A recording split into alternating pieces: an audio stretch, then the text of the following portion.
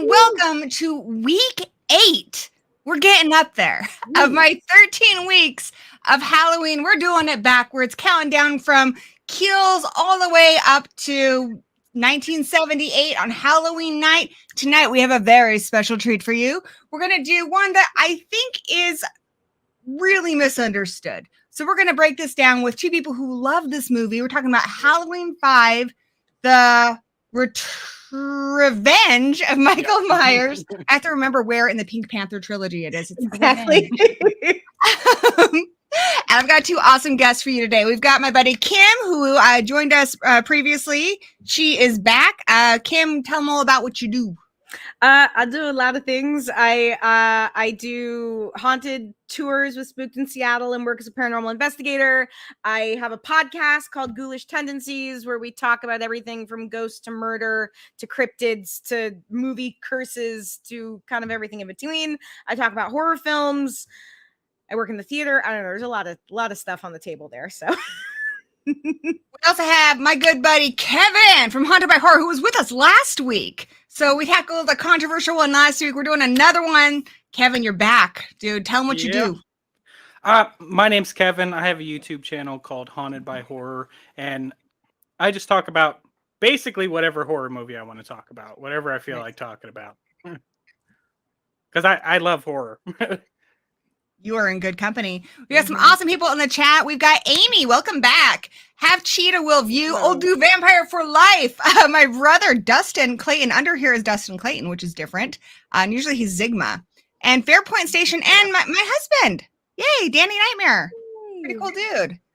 All right, guys. So we have a lot to talk about. But first, I know you guys are big fans of this movie. We're going to get into the real nitty gritty, the dust in the ridges of the potato chip reasons why. But generally, what about this movie appeals to you? Oh, for me at least, I think part of what I love is that it is a little bit of a hot mess, but in a way that I think is lovely and fun and silly. And I like that it never really seems to know what kind of style it wants to be. Are we leaning more into the humor? Are we a serious horror film? Are we going to do goofy sound effects every time those two police officers are on camera? Is Dr. Loomis ever going to take his trench coat off? But I love that no matter what, all the actors in it really commit to it and treat it so seriously that even when it gets really, really silly, I'm like, well, they're here for this journey. I'm here for this journey. I'm going to say yes and just go with it rather than trying to take it apart. I'm just going to enjoy it. Well said. Well said. And what I love about this movie is just like the relationships in the movie seem so genuine. Like you can tell that these people knew each other and had a lot of fun together. And I think that translates to the screen because this is a lot more fun movie than a lot of the Halloween movies. And I've always viewed 4 and 5 together because they were filmed so close together, and the story continues on from that. And like, you know, when I was younger watching these movies, like they'd always come on back to back. And so I just always, you know, considered this a continuation of that movie. And I love Loomis in this movie. He's great. He's so over the top, and like I love it. I'm here for it. Yes. I like what you said about how all the characters, you know, seem like they have relationships, and I think that's because behind the scenes they did. It was really funny that Danielle Harris loved Don Shanks. Even the girl who was her stunt double was like always on his lap, and her dad, Mustafa Akkad, was just like, "You're supposed to be afraid of him." She's like, "But I like him. He's cool." He's just a cool dude. She loved Wendy, who played Tina. She loved her so much. They loved the director. The director is so passionate and believed in these kids. I guess he was talking about in the commentary how like there were parts where he had tears streaming down his face because he was so proud of his cast. Like he just was so, and even watching the movie again with them, there are parts where he's just like, "Wow, you're amazing. You're so good. Look how good Wendy is." I mean, he is like their biggest fan, and it just seemed like it was really a cool environment for everybody to be creating something. Well, and I feel like that's also how, because I think sometimes you watch movies, especially slasher movies and franchise movies, where it's like the actors know the kind of movie they're in, and they're not really trying to be anything more than, you know, part 6 of a franchise. And I feel like in this, all of the actors are just fully committing to everything and embracing it and being like, we're making this thing and we're all awesome, and we're creating this new mythology, and we're part of this franchise that's really great. And I think that's kind of special because it sets it apart from the franchise numbers where there's so many. Like I lose track of which Hellraiser was which at a certain point. I'm like, which one was that? Who was in that? I don't know what's going on. The Saw movies, don't even get me started. But with the Halloween ones, I always feel like I know what the story is in each movie. I remember each one very distinctly. Whether or not I liked the direction it went in, it always had a very specific point of view and kind of purpose. And Danielle Harris said that too, which was really cool. You know, a lot of people look back on their horror movies and kind of cringe. And she's like, watching, she's like, God, I wish I got parts like this still, where I got to do so much. You know, I got to be, you know, courageous and brave and have emotions and break down. And she's like, you just don't get parts like this. And like, it's so cool to see her say that about a movie that a lot of people just don't appreciate.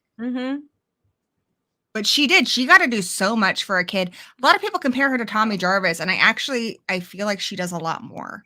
Tommy Jarvis had his sister backing him up in part 4. She's completely alone during that whole laundry chute scene. That's before Loomis even gets there. She carries this fucking movie. She is not, you know, also in part 4 of Friday, there's so many other characters that are center stage. It's not just the Tommy Jarvis show. And then in 5, it's another big ensemble cast, but she really is like the star of this movie. She does so much. And she also was, you know, a big part of the last one. And a lot of the cast even said that. They said, like, you know, she was the lead, and, you know, she's this young kid, and it was impressive how much she was able to kind of take the lead and help everybody get through this process. And like, just and she was there with her mom, and her mom did actually a lot on set. Her mom did a lot of set decorations. She just did a lot, and they were both crammed into this teeny tiny little trailer. And her mom was complaining because they didn't have enough room for all the projects they were working on. And Donald Pleasance said, "You're the star. You have my trailer." He switched with her. Oh yeah. Well, because I think he was only on set for like a week, so he was leaving anyway. And he gave her his trailer though, because they were sharing one of those triple where it's a one trailer split into 3, and then he gave her his when he left set, and she was super excited about that. Hey, Mummy Be Movies here. That's my mom. Hey, Mummy. Aww. So really great cast in this one. You've got obviously returning Ellie Cornwall, I think is her name, from part 4. She's really great. She's back. I'm glad they got Danielle Harris back, which was good. We have Don Shanks. He is the first and only person I guess who's just, I mean, not only just first Native American, but I think he's the first person who's not just like straight up white who played Michael Myers. Right. Previously, he wrestled grizzlies for Grizzly Adams, but he kind of got their attention for this because he had done both Silent Night, Deadly Night movies. So he had a little bit of slasher background. Yeah. Okay. And the director, Dominique Girard, he has a longer last name, but I know I can say Girard, so let's go with that. The other one's a little harder. He met Deborah Hill, who was the co-writer of the original Halloween at Sundance, and she was so impressed by him that she got him a meeting with Mustafa Akkad, and the way that meeting went down is hilarious. He had read this script, which was initially very different. It was almost, in some ways, a little Nightmare on Elm Street-y. There's a lot of dream stuff. And that Jamie is a teenager and she is going on a killing spree. And it's fucking up Michael's mojo because he's trying to kill people. And there's only so many people in Haddonfield. Right? So he wants to kill her. It's kind of almost makes me think of Freddy versus Jason. And then you have Rachel who's simultaneously trying to stop Michael and try to pull Jamie back. And then there's lots of like dream stuff and everything going on. And so he basically went into this meeting. He said he's like, do you want to make Halloween 6? Because you're not going to do it with this script. This is not Halloween. This is a whole bunch of other things, but it's not Halloween. And he threw it in the garbage, which Mustafa Akkad was like, bold move. And he explained to him essentially what he thought the Halloween franchise was. And then he's like, you should meet my friend. And he brought in his screenwriter friend, and yeah, he actually got the call that he got the job, and they also took his screenwriter friend on to rewrite the script. So he had a lot of different ideas, and Donald Pleasance wasn't happy with some of them. Like, he really liked the idea of Jamie being the killer. I know Danielle Harris was excited about it, but his thought was that essentially she's innocent and we can't like corrupt her. Also, Mustafa Akkad didn't think it was believable that at the time, 11, 12-year-old Danielle Harris could play a teenage serial killer. So, yeah. Thoughts on that, guys? I have a lot of thoughts on that personally. I mean, yeah, okay, her as a teenager would be a stretch, but like aging her down so that Danielle Harris could still do it would be easy. And they establish in part 4 that, I mean, like, she freaking stabs her mom in the bath or whatever. And Michael Myers was what, 6 when he did, yeah. Part of what you can work when you're a kid is I'm an innocent kid. Come closer, come closer. Bah. Yeah, I mean, look how Chucky does it. Lots of killers have managed to work around being out, of lower stature than their victims. Children of the Corn. Or also just being younger. I mean, Claudia in Interview with the Vampire, she didn't use that perfectly. Being a little girl. That kid still, listen, very few things give me nightmares, but I want to play with you from the original Pet Cemetery. That still gets to me every time I hear it. Cutting them in the Achilles tendon, man, go for the Achilles tendon. Also, if you're a kid, you're like perfect dick punching height. Go around. You punch them in the dick, you slice their throat. It's the boom, boom. It's a twofer. Just saying. I've thought this through now. We've got a plan. We're going to do this. I think I like what they did in this movie because they definitely do have a connection. And we can see that connection affects Michael very much. He actually does have emotions in this. And we'll talk about it more in detail in a little bit. But, Loomis says that, the little girl can help you. She can heal you. So if she's capable of doing that, then vice versa. Obviously, Michael is what pushed her to stab her. They call her stepmother. It's her foster mother. In this one, they call her stepmother multiple times. Yeah. But no, it's her foster mother to stab her foster mother. And so I think I would have liked in this one to see her struggle more with being herself with not harming other people. Yeah. Like the thing about having Danielle Harris be the killer in this movie is like I think she even said herself, like, you need somebody to root for, and Jamie gives you that character, and if you make her the villain and make her evil, then who are you rooting for? Like, what? Very good point. Yeah. Very good point. Then we turn around and root for Michael Myers coming back, and he has to stop her. And now, turn around, we're rooting for Michael. That's interesting. That's certainly interesting. Ooh, I like your cup. So like a lot of Halloween movies, wasn't shot in October, was shot in June in Salt Lake City. I do have a friend who's working on a Halloween fan film that's using a lot of the same locations, which is pretty cool. But I think Haddonfield is supposed to be like in Illinois or something. It's supposed to be in the Midwest. No. It's never filmed in the Midwest, guys. It's in Salt Lake City. It's in Pasadena. It's in California. Various places. Mm-hmm. But the Haddonfield's a lie. Okay, guys, it's a lie. It's a damn lie. And something else I really like about this movie is we have KMD on to do the special effects, which is Greg Nicotero's company. Greg Nicotero, I think these days is probably more famous for Walking Dead. Yeah. But big special effects guy, worked on a lot of Romero films, just done lots of cool stuff. And I'm going to say that, but he'll come again in this conversation. All right, so let's talk about the movie.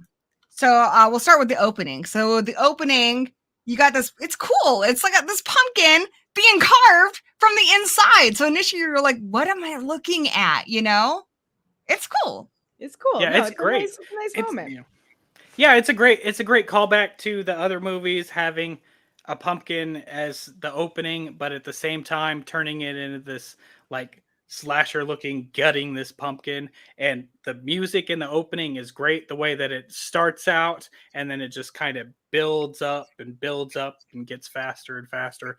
I love that opening. Yeah, and this was the last one to use the pumpkin opening until we got to David Gordon Green's Halloween 2018. So there's a big break after this one. And I like that you mentioned the score. I really do like the score. We have Alan Howarth, I think it's Howarth, who did part 4. I thought his score was great in part 4. I think it's really good in this one too, because it's got that recognizable John Carpenter theme. It even has a little bit of the Thing. I hear it in there, that bum bum bum bum. Yeah. Right.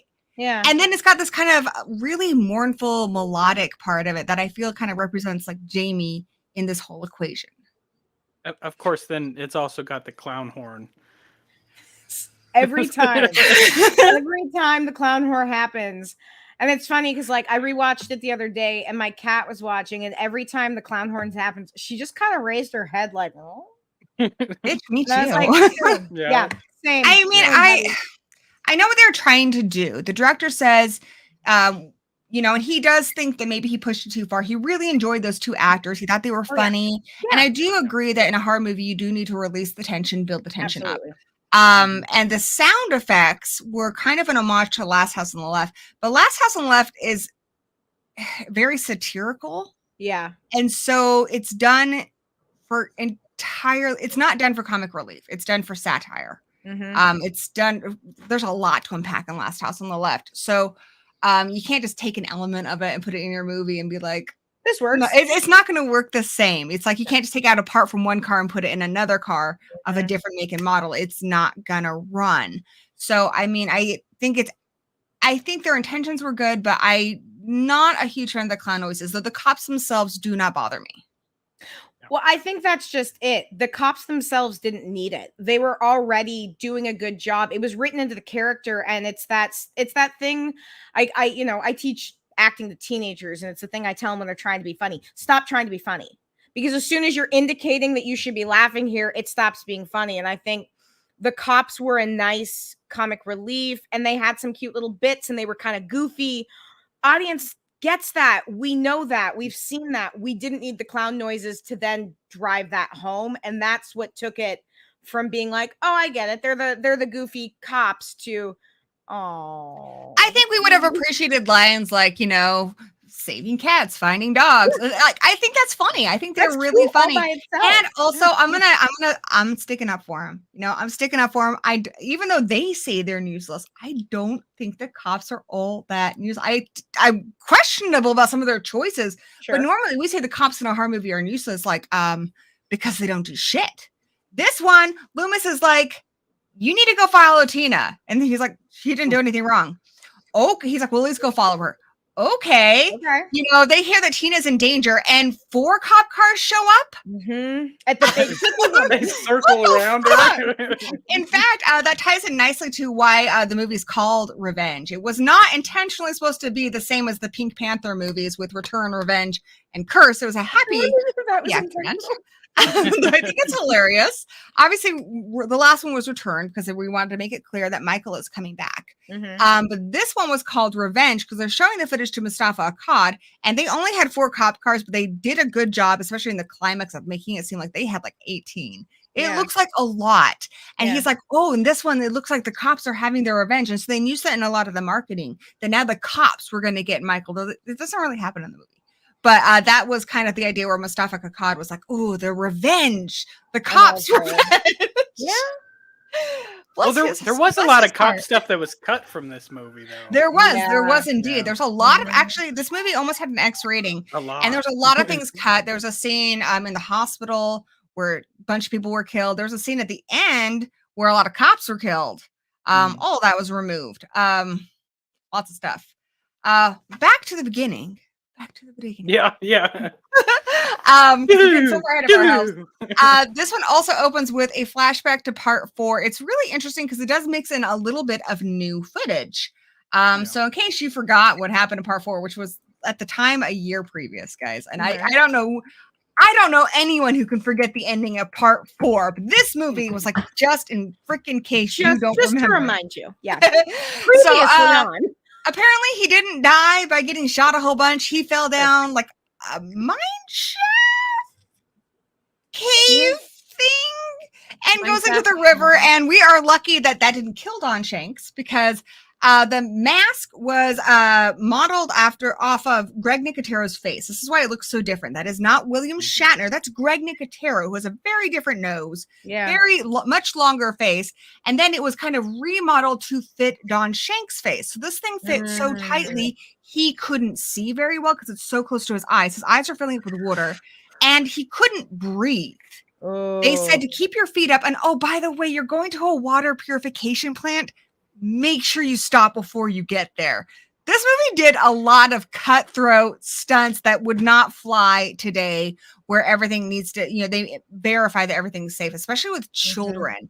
A lot of the stunts in this were extremely dangerous. The water was also really cold. So we're just lucky he's here. So he shows up at this love shack, little place where we can get together. And it's kind of interesting because this was originally a different scene. There's this guy called Dr. Death. Have you guys heard about this? Yeah. Oh, yeah. Theron Reed. Yeah. It's like a younger guy who was played by a comedian who is like worshiping Beelzebubs. And he takes Michael, and then it's like cut to 1 year later. Now he's going to resurrect Michael using this magic. He is the one who puts the thorn tattoo on Michael's arm, resurrects him. It's kind of an homage to Frankenstein with like, it's alive. Like he says that. And then Michael picks him up, breaks his back, throws him on the altar, takes the stone and shoves it in. So we see bits and pieces of that. But Mustafa Akkad thought that this character wasn't sympathetic and that an older man would be better. So it's kind of weird that they went that way, because now the scene, as it plays now, this older man who is a hermit and has a parrot that he's feeding somehow. Yeah, that's necessary. And I think he makes damn good soup. Takes care of Michael for a year. I don't know. Is he changing him? What's he doing there? I have a lot of questions about what happened. I have a lot of questions too. Yeah. Because like he's like in some kind of catatonic state or whatever, but you're keeping him fed and watered, free of bed sores. And maybe fresh. He's turning Michael every 2 hours. He's got him cathed and got a Flexi Seal in him. Is he wearing the same jumpsuit for a year? Because that's going to be right. I'm concerned. I feel like at some point this guy has seen Michael Myers naked, and I'm more like, so tell us what's going on down there. Yeah, but then also like, he's a hermit, but he still has to be getting stuff from somewhere. So he doesn't ever hear about this like mass killer who roams the street in a weird jumpsuit and a mask and is killing people on Halloween who fell through the mine shaft. That would have been like nothing, buddy. Nothing. Maybe he's like, hey, he's an outcast from society. I am too. We're going to be like the coolest odd couple in a shack ever. Love is. Sure. see, that's what the Dr. Death thing makes. More stuff makes sense. Yeah, it does. I know they wanted to move away from the black magic stuff, but like which it's still weird to have a dead Michael Myers in your shack for a year. Like that Again, not does minty not fresh. sound good. But No, you not know, minty at My- least you my understand his motivations, and it explains the thorn tattoo. This Yep. movie is very big on trying to remind us that Michael Myers is human.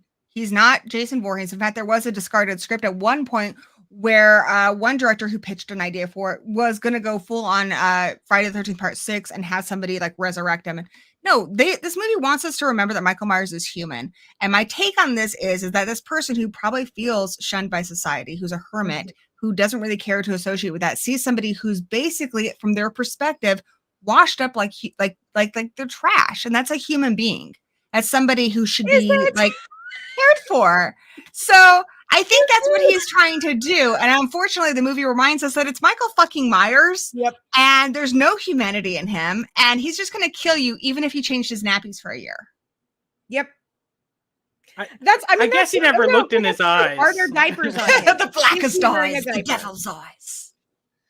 The devil's Oh diaper. boy. So he, the one thing I also kind of like about this one, because like I said, the original Dr. Death one is kind of an homage to Frankenstein, and whether it was intentional or not, the one we have now kind of reminds me a little bit of Bride of Frankenstein, where Frankenstein's monster shows up at, you know, the house of a little old man, and the guy feeds him and takes care of him, and unfortunately it goes horrible for the little old man. Granted, Yeah, it was more like monster the book.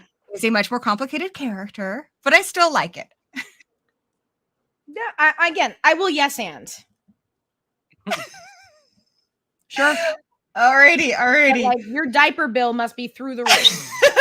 I'm wondering. See, here's the thing. They're also by a stream, which, by the way, that stream caused some problems. It did flood the set. The whole shack got washed away. So when they redid it with the little old man, they had to rebuild everything. Of course they did.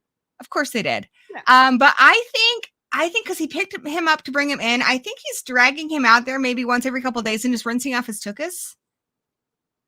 But also, okay, wait. But also, this is like no. Okay, every couple days. No, you can't. You can't just leave somebody for a couple days. Okay, so here's the question: does Michael Myers poop? Fireman carrying him out? Like he's a little. Does Michael Myers poop? If he's human, he poops. He's just scooping the poop like you would in an elephant's cage or something. He's not. He doesn't. He only eats later on in the movie. He eats a possum.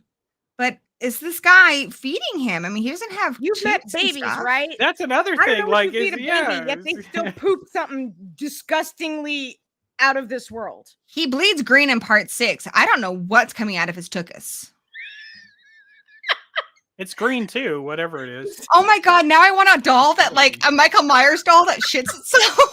It's like those old Teaches feeding me dolls potty you get in the training. 80s and 90s, like My Real Baby, and you put a spoon in its mouth and it really. And he cries too. Oh, is it also green? Well, no, he cries in this movie, and it's not green. I know. Because In which case, again, I'm disappointed. I feel like all his bodily fluids should be green. Yeah, we've just made this canon. You've heard it here first. What? What does my in shirt 2, say? it I wore wasn't this because I green. thought you'd actually get it.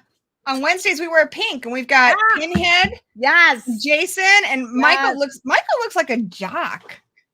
He looks pretty great. And poor Freddie, he can't sit with us.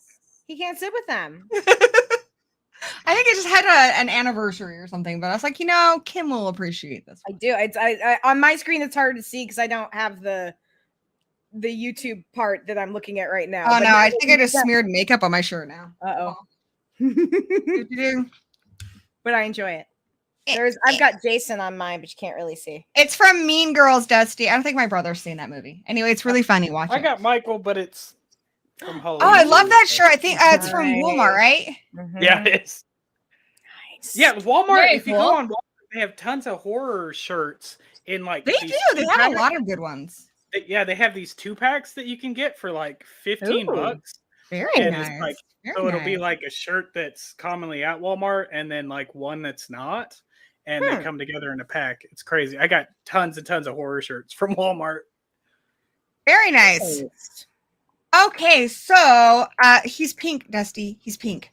Anyway, so let's go on to the next thing, which is really cool. It's like all done in one shot where Jamie wakes up from a nightmare. She's on a stretcher. All those horrible things happen to Jamie. We realize right away that she is connected to her uncle and she can no longer communicate. She is so scarred by what she did to her foster mother that she can't communicate at all.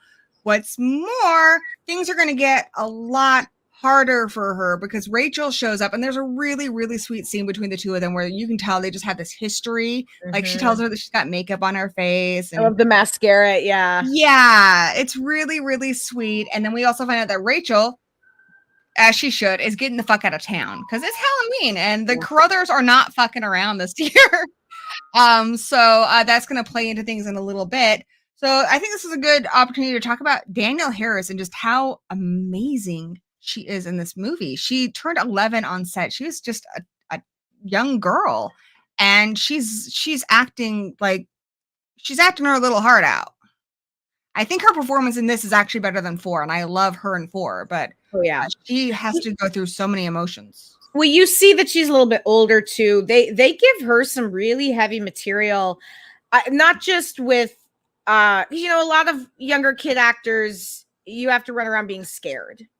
And that's a pretty accessible emotion for a kid to have to do as an actor. But like even the scenes where she's mute and she's experiencing these nightmares, but she's not screaming, and her trying to sign to communicate, struggling to communicate, these fits that she has, that's asking a lot of a kid as an actor. And she's so grounded in all her performances that I think in almost any other child actor, this movie would not have worked at all.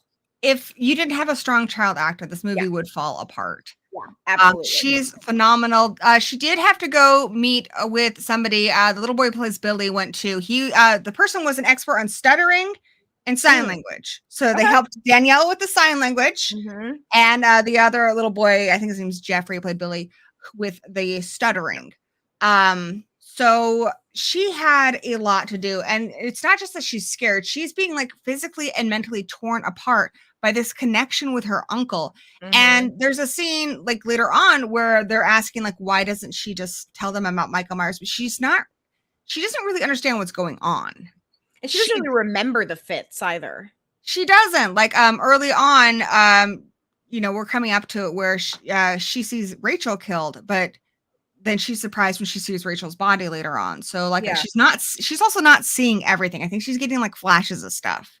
And I think it's almost kind of like a nightmare where she doesn't fully remember everything afterwards. Well, and as far as the town is concerned too, Michael Myers is dead. So even if she was able to like perfectly articulate like, cool, so there's this hermit who is like changing his diapers right now. So if y'all went down there, oh God, she saw that. Poor baby. You'd be able to catch him. Like they're just like, okay, dear, like you're having nightmares because you experienced something traumatic and would like Loomis is really the only one who's kind of on board the Michael Myers still alive train. And like Loomis doesn't take his jacket off when he's inside. So nobody's going to believe anything he says either. Just saying. Plus Danielle Harris said when he grabbed her and shook her in the movie, his breath smelled like bourbon. So worse than that is in the scene we just talked about where she's on the stretcher. She did like the woman who played the nurse. I think Carvalho, I think is her last name. Oh, the one that had to do but she blew into her mouth, and Danielle Harris said it was like the nastiest fucking thing. Like full on blew into her mouth, like when she has to do the resuscitation. Oh, Zigma, thanks for sharing out the link for Face of Horror, and Denisha's here, and Katie from Popping the Popcorn. Nice to see you guys here. So then we're introduced to a very controversial character. Do you guys know who I'm talking about? Bump-a-dum, bump-a-dum, bump-a-dum. It's Tina. Tina gets so much unnecessary hate. Gets so much hate. And you know what? I used to be on the hating Tina train. I kind of come around. I've come around. Okay. I'm going to share what I've learned on my journey. Okay. But, thoughts on Tina, guys? I like Tina. Like, I don't like that song. Like, she can get a little... Though I admit, I've sung some pretty stupid songs to entertain my child. So. Oh, absolutely. I've done that like yesterday in a pre-K drama class. That was me. So, yeah. Yeah. No. But you know, she's nice. She's cool. Like I'd rather hang out with her than Rachel, to be honest. She Like, seems like yeah, more fun. Rachel's maybe a more likable character, but like if you're going to a party, I'm going with Tina. Good point. Good point. Good We point. all know a Tina too. Like we all have a Tina in our life. And the thing is that like Tina might be that kind of, you know, she's excited to, she's got her bad boy boyfriend and whatever, but she's also a genuinely sweet person. She's supportive of Rachel. She loves Jamie. She's visiting Jamie. She's supportive of her friend who wants to lose her virginity, like in a barn or whatever. But it's a great place. Well, she wanted to lose it in the satin sheets. That's right, It satin just ended up sheets. being the opposite. And she's like, cool, we'll do it in the car because that's where we like to do it. But she's a nice person. She might be a little bit flighty, but she's a nice person and has a good heart. The actress who played her said it was really fun because she got to do a lot of things. She got to be wild and be kind of a party girl. But when it comes down to it, I mean, the thing to remember about Tina is for over half the movie, she has no idea they're in danger. Yeah. You know, Jamie has, you know, fits on occasion and she does worry for Jamie, but she doesn't think that she's actually in danger. She doesn't know about Michael Myers until well into the party. Remember, Rachel's body does not turn up. Yeah. So there's no reason for her to think that she's in danger. She thinks that Loomis is just freaking Jamie out. And that's why Jamie is having these panic attacks. So there's a reason why she's like, you know, I'm never sensible if I can help it, because she doesn't actually think she's in danger. And she's trying to balance like this relationship with Jamie and being there for her while also having a social life. And, you know, she's just trying to have some balance.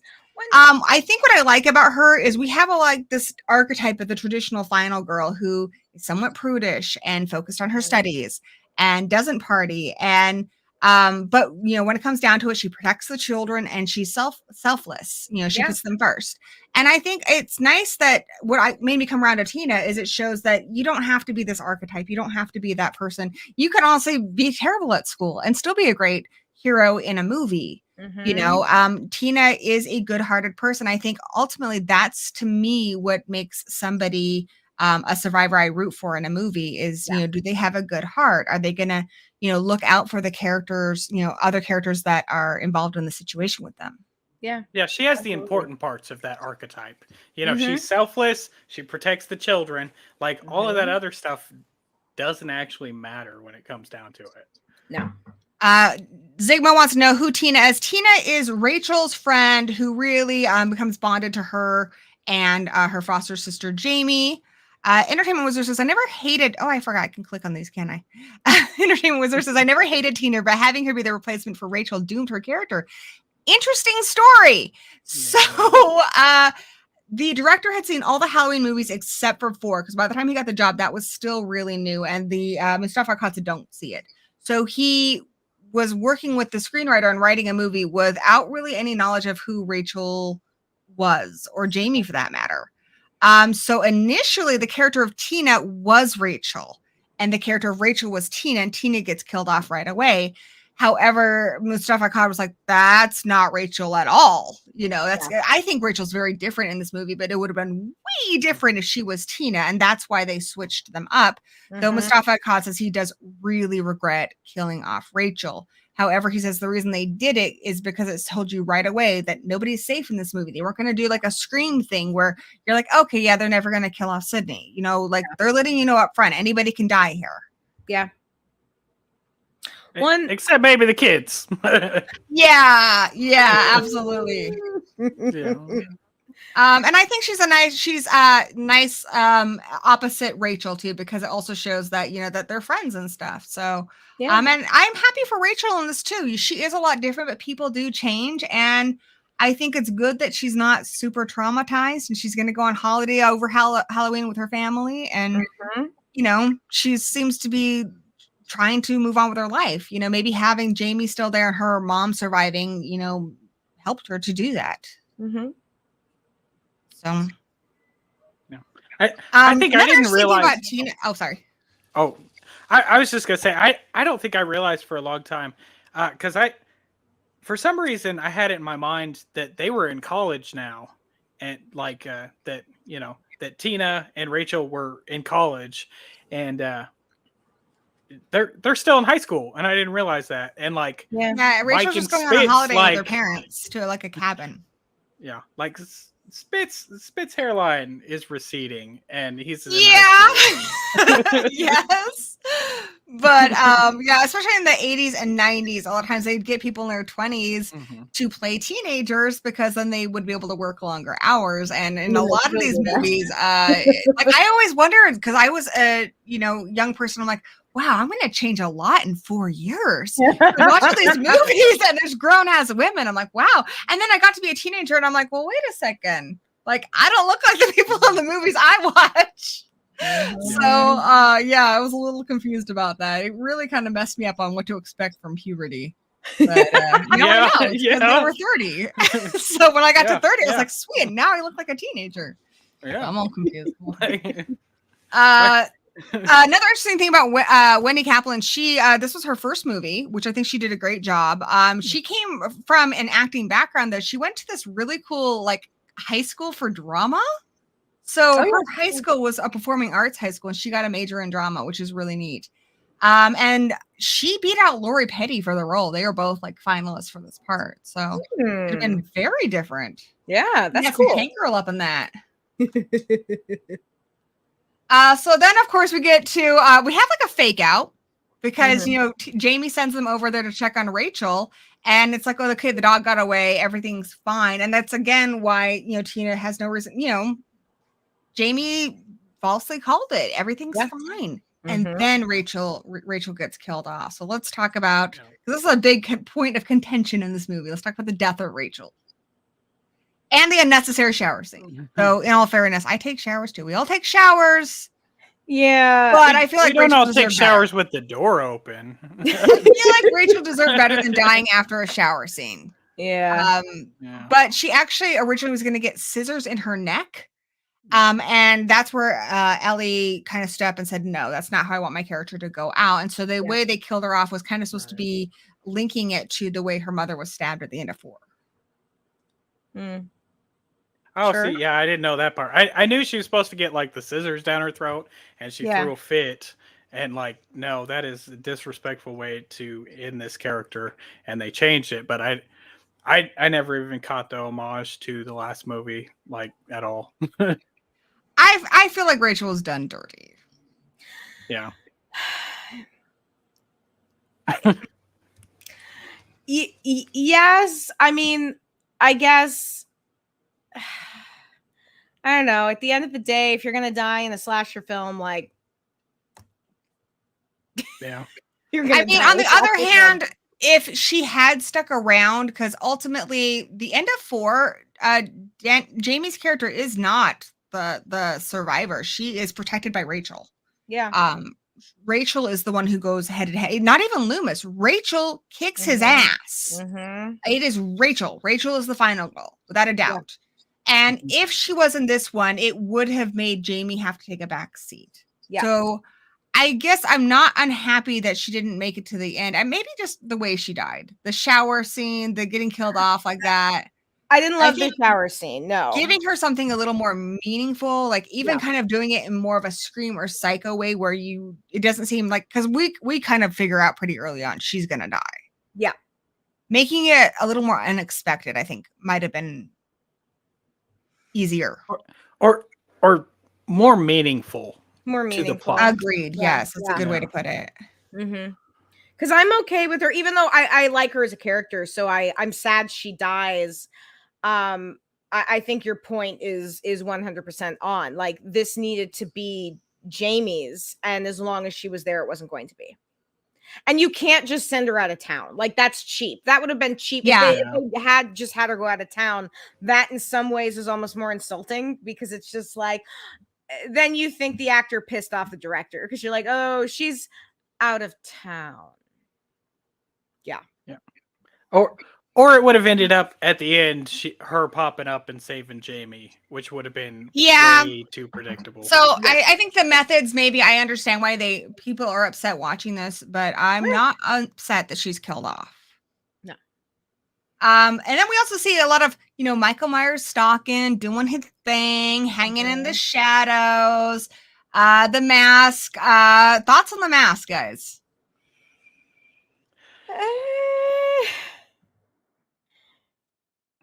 It's not great.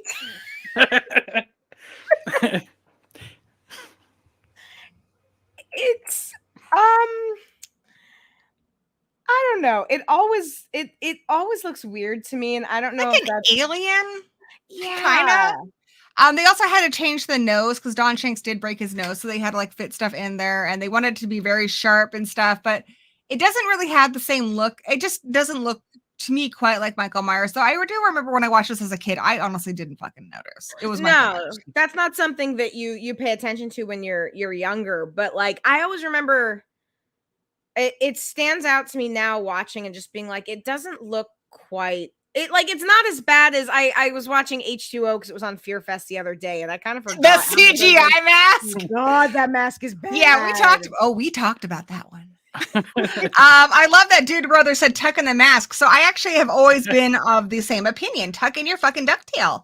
Yep. You know, apparently they put sponges in that thing to intentionally make it flare out because they wanted it to be clear that he was wearing a mask. They didn't want it to look distracting. But yeah, I find it distracting too because I know it's a mask. I've seen the first 4 movies. So I don't think no one thinks that's his face. If you do, go home. You're drunk. Yes. Well, plus I think Justin Mabry, he had a smaller head. Yeah. And so there's like a square cut out of the back to make it fit over his head. Like, you mean George Wilbur from Part 4? No. Because initially they were going to use that mask and it was too small for Don Shanks. Justin Mabry, because they molded it on his face.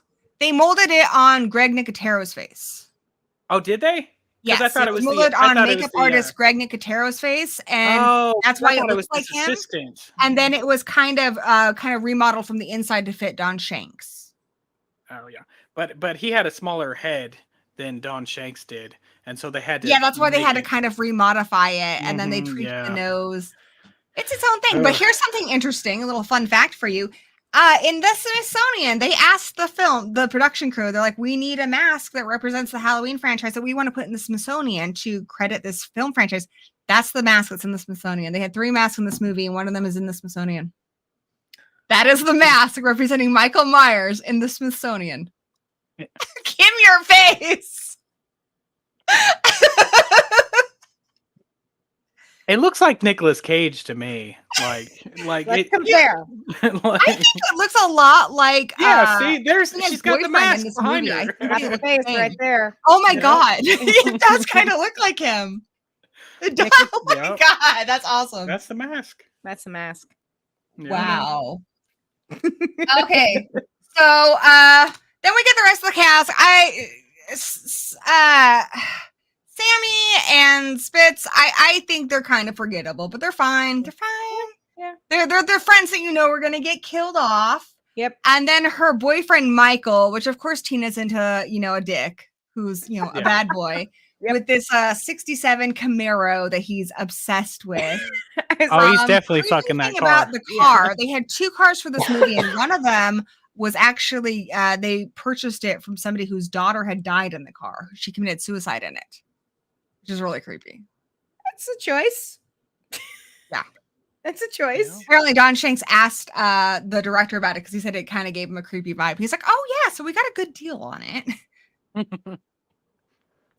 I mean, the deal's a deal. How much? It's how much of a deal did they give? That could become its own movie. Yeah, some disturbing stuff. So we haven't talked about Loomis much. So then we get to Loomis arriving at the place where Jamie lives, this like institution for kids. And he's full on freaking, like, it's not the same Loomis before. I know Donald Pleasance had issues with it because he's a lot more manic, but I kind of like it because I feel like with each movie, it's a progression. It's not like it came out of nowhere. We've seen glimpses of that in 4 and 2, like the whole I shot him 6 times. That was in part 2, like him freaking out about it. And I think the more he can't stop Michael, kind of the more desperate he gets. And I feel like at this point, I mean, even the actor said that this was going to be the last one for him. Yeah. He didn't end up changing his mind. But initially he was like, I'm getting older. I need to retire. I'm done. And I feel like Loomis is essentially like, I'm running out of time. I'm an old man. I don't have much time to kill him, and I'm the only one who can. So I need to do this now. And it doesn't matter who gets her. I need to basically put all that shit away because he cannot exist. He is pure fucking evil. So he's like maniacal. He's like full on crazy, guys. Well, he's become that like crazy old man waving a pitchfork, being like, "Get off my lawn! Kill Michael Myers!" Where he's so hyper focused on this that he doesn't realize he's getting in his own way to make himself believable, or to like, why won't they listen to me as I yell crazy things into somebody's face and harass a little girl? Why is no one taking me seriously? Okay. And it's interesting because there's a very symbiotic relationship between Jamie and Michael. She's definitely pulled from him. Yeah, that's why she attacked her foster mother. And he is drawing from her a bit in this, which is where Loomis thinks that there's a chance at saving him after all this time. But Loomis has definitely been affected by Michael. I feel like he's kind of losing his humanity. I think he's tried everything. He's tried to save him. He's tried to stop him, and nothing fucking works. And he's just desperate. He's just like, he's out of ideas at this point, and I think it's kind of driven him mad. Yeah. You know, though, I think if the way he treats Jamie in this movie is any indication of his approach to child psychology, I understand why Michael ended up the way he did. You know, if you have this man from the time you're 6 shaking you and saying, "Why did you kill your mother?" You know. Well, and here's the thing too. So I don't think he was like that before. There's like, you know, comics that kind of explored it and stuff. But he got the 6-year-old kid who he realized was evil, and it's a 6-year-old. And then you saw at the end of 4, he wanted to put a bullet in Jamie. Yeah, like he wanted to kill her, and he had to be stopped. And so I think he's like kind of on the fence about Jamie. Like, I think he thinks she can still go either way. I think he's at the point where he thinks stopping Michael is the greater good, and any means I have to do to get to the greater good is justifiable, even if it's killing a child, even if it's letting other people die, where there's still he wasn't quite there, I think, until I think seeing Jamie on the stairs at the end of part 4 with the knife and the blood, I think that was the like break the camel's back, because he's also looking at the possibility now of this thing, whatever it is, going into a new generation. And so if that happens, it's not just Michael, it's Michael and this kid, and that this is something that could spread, and it's a contagious, infectious disease almost, and he wants to stop the disease. But for me at least, that was the moment where certain things in his brain became like, this must be stopped. Even as he's offering Jamie up as she could help you. Is he really thinking Michael's going to suddenly stop? I think he's desperate for anything, because nothing he's done has worked. Shooting him doesn't work. You know, psychoanalysis didn't work. And I think at this point, it's just this doesn't work. Yeah, he keeps trying. This is something new. Let's explore this. You know, they have this connection. Maybe I can use that. He's looking to exploit anything he can to potentially stop Michael Myers. I think even if he was able to save him, he'd still put a bullet in him. Oh, sure, I don't think he trusts him to be on this planet. I think he's afraid of dying and leaving Michael here, because Michael's his burden. He blames himself for like not being able to stop him. I mean, he had him as a 6-year-old. He possibly blamed himself for not shooting him when he was 6. You know, I just but I mean, you'd have to wonder with all the people he's killed. He had him when he was still relatively, you know, easy to take out. Yeah. I think that was kind of the situation he was faced with at the end of 4 with Jamie. Yeah, just kill her now before she grows up to be a monster. Like that time travel. Like if you could go back in time and kill Hitler, would you do it? And this is his sort of that kind of moment, but with Jamie. There's also another, and this is something all the featurettes, since I watched like an old vintage featurette, tease that there's something else this time. So Mustafa Akkad, we're talking about the Man in Black now. Mustafa Akkad went to the director and he said, I need you to put something in there that kind of will help me set up a sequel. So the director's like, I don't know. He's like, does he have a brother? He's like, you know what? Maybe he does. And he's like, okay, he could have a brother who could like break him out of prison. Maybe we could do something like that. He's like, okay, maybe. But I mean, they never really worked this out. It was just, we're going to put this character in. We're going to do this thing with the tattoos. What he explained to Don Shanks was a lot different too, because they didn't know what they were going to do. He explained it to Don Shanks that this is like your alter ego. This is kind of like a Tyler Durden character for Michael. It's like another part. That's why Don Shanks played them both. He's like, they're both you. You are the Man in Black. You are Michael Myers. I don't know how this works with him getting broken out of prison, but like I said, they didn't really think this out super well. Yeah. And you can tell. Yeah. Yes. I have to say though, I love those shoes. I love those shoes. They look like flu vogs to me. Like that's his attire is modeled after of Johnny Cash, the original Man in Black. Oh yeah. That would have been great if Johnny Cash could have then like popped up and be like, hey Michael, I'm Johnny Cash. That's a crossover I'd be all over. I'm down. I'm down. Down. I think instantly we hate the Man in Black, even though we know nothing about him because he kicks the dog. Yeah. He's a dick. That's pure evil right there. That's more evil than like Michael Myers. You're kicking dogs, man. I don't care. You're dead to me. I don't know about that. Michael Myers did some pretty shitty things to dogs. Well, yeah, the bad guys are not kind to dogs or possums or rats in this franchise. That's the thing about this franchise. Like, leave the fucking dogs alone. I know. Like, I know. there's no like, kill as many fucking people as you want. Leave the fucking dogs alone. Agreed. Especially when they do kill Max, it looks like Triumph the Insult comic dog. Yeah. But it's still kind of funny. Like I crack up every time. But whatever happened to Sunday? Did Sunday get killed? Sunday was the dog in Lynn 4. I can't remember that. I can't remember. I'm going backwards, so I have to rewatch 4. Maybe Sundays at where they go, the lake, wherever they went for the weekend. Oh, the Carruthers. The Carruthers. No, maybe she's probably maybe Sundays with the Carruthers. Oh, hey, and it looks like Ariel is here. Nice to see you. And Heroic Waffles. Nice to see you. It's a great name. So something else that's different in this one is the Myers house is completely freaking different, which is a good reason for that. They cannot possibly film this giant climax in the Myers house. I've been to the original Myers house. It's tiny, guys. Yeah. It's really tiny. Also was not in Salt Lake City. So I actually really like it. I know it's not the original one, but it's got this, like this whole movie has this cool kind of gothic atmosphere. Mm-hmm. And I think it looks really cool. I think this house is awesome. You guys should take good pictures of how it really looks now because it's painted in 3 different levels. Like part of it's green, part of it's purple, and part of it's pink. It looks cool in this movie though, because I gave that blue paint job. It's like a Sherbert house. That's amazing. It does. It's freaking awesome. I want to live there. Wait, what are the I don't want to live in Salt Lake City. Yeah, no. I wouldn't want to live in Salt Lake City either, man. And despite filming in Salt Lake City, you would think a harm, because there have been a lot of Halloween movies that have had, especially in Pasadena, they dealt with a lot of crap with people throwing bricks at them and not wanting them to film. Salt Lake City was really chill. In fact, they would party afterwards and the cops stopped them. And I guess the director was like, they just had a beer. And they're like, okay, all right, just you're sober, get them home. Get them back.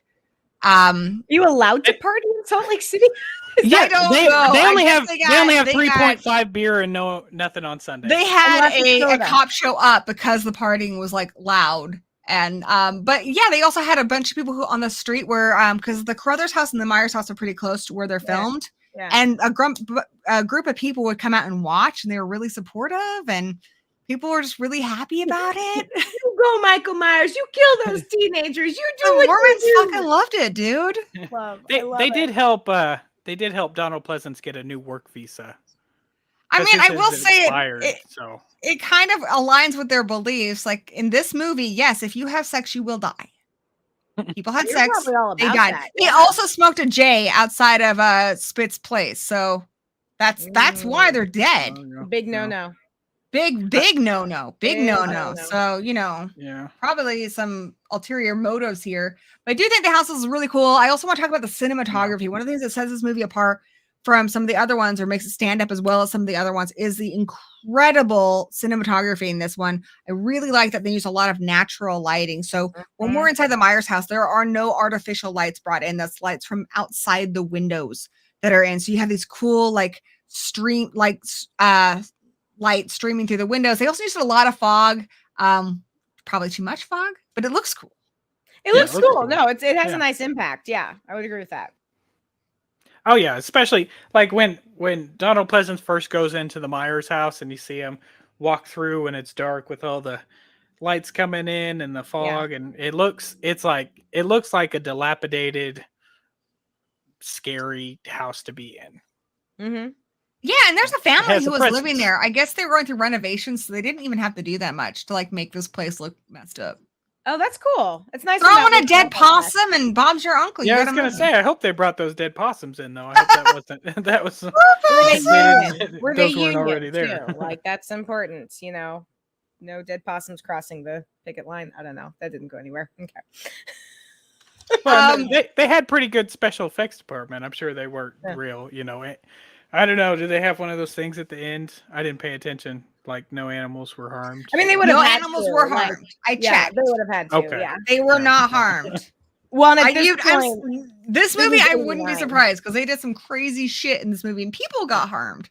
All the people got harmed, but no animals got harmed. Well, they don't monitor the people. They don't really care about the people. Yeah. They just care about the animals. They signed up for it. They knew what they were doing. So we'll get to the character I actually do dislike in this movie, but it's fine that I dislike him because I'm happy to see. That's the thing. This is the rule. You can have characters I hate in a movie, as long as you kill them off in a really cool way. I dislike Michael, the boyfriend, but he's got an awesome death. Like the fake head they use on him when he gets the rake.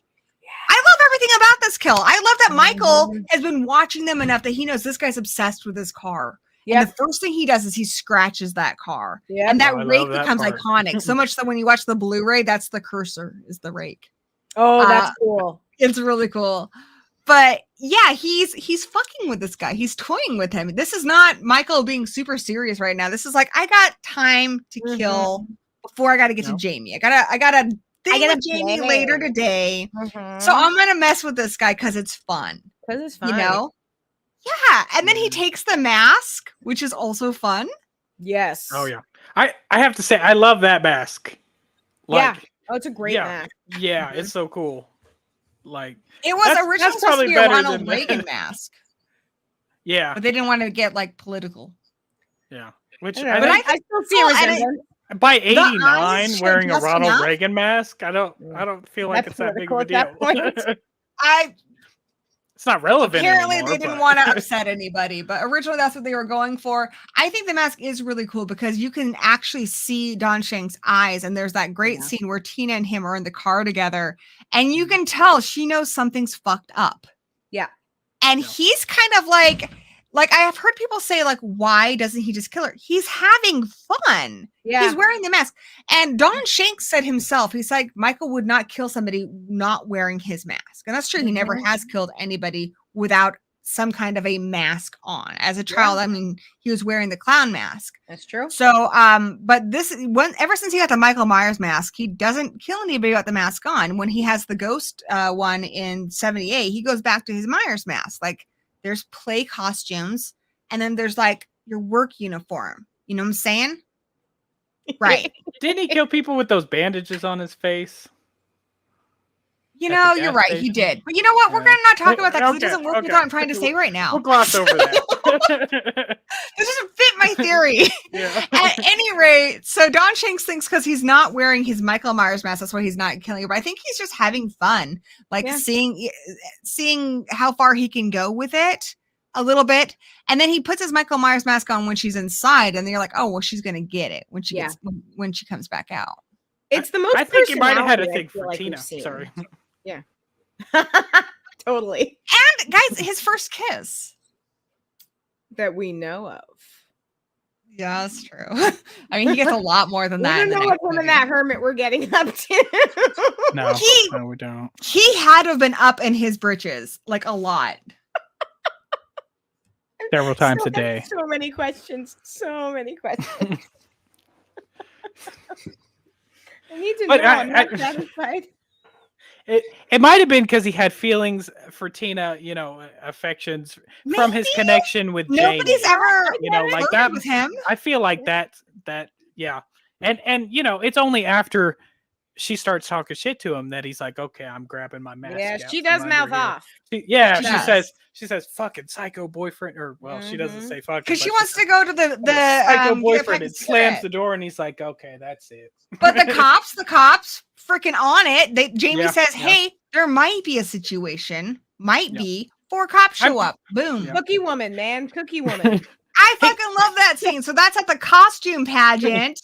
And so you've got Billy, who's adorable, giving her the bracelet, which I think is cute. So cute. He has that framed with his original script, which I think is adorable. He, by the way, Jeffrey Landham is an expert on this movie. He knows like so much fun facts about this movie. You ever watch an interview with him?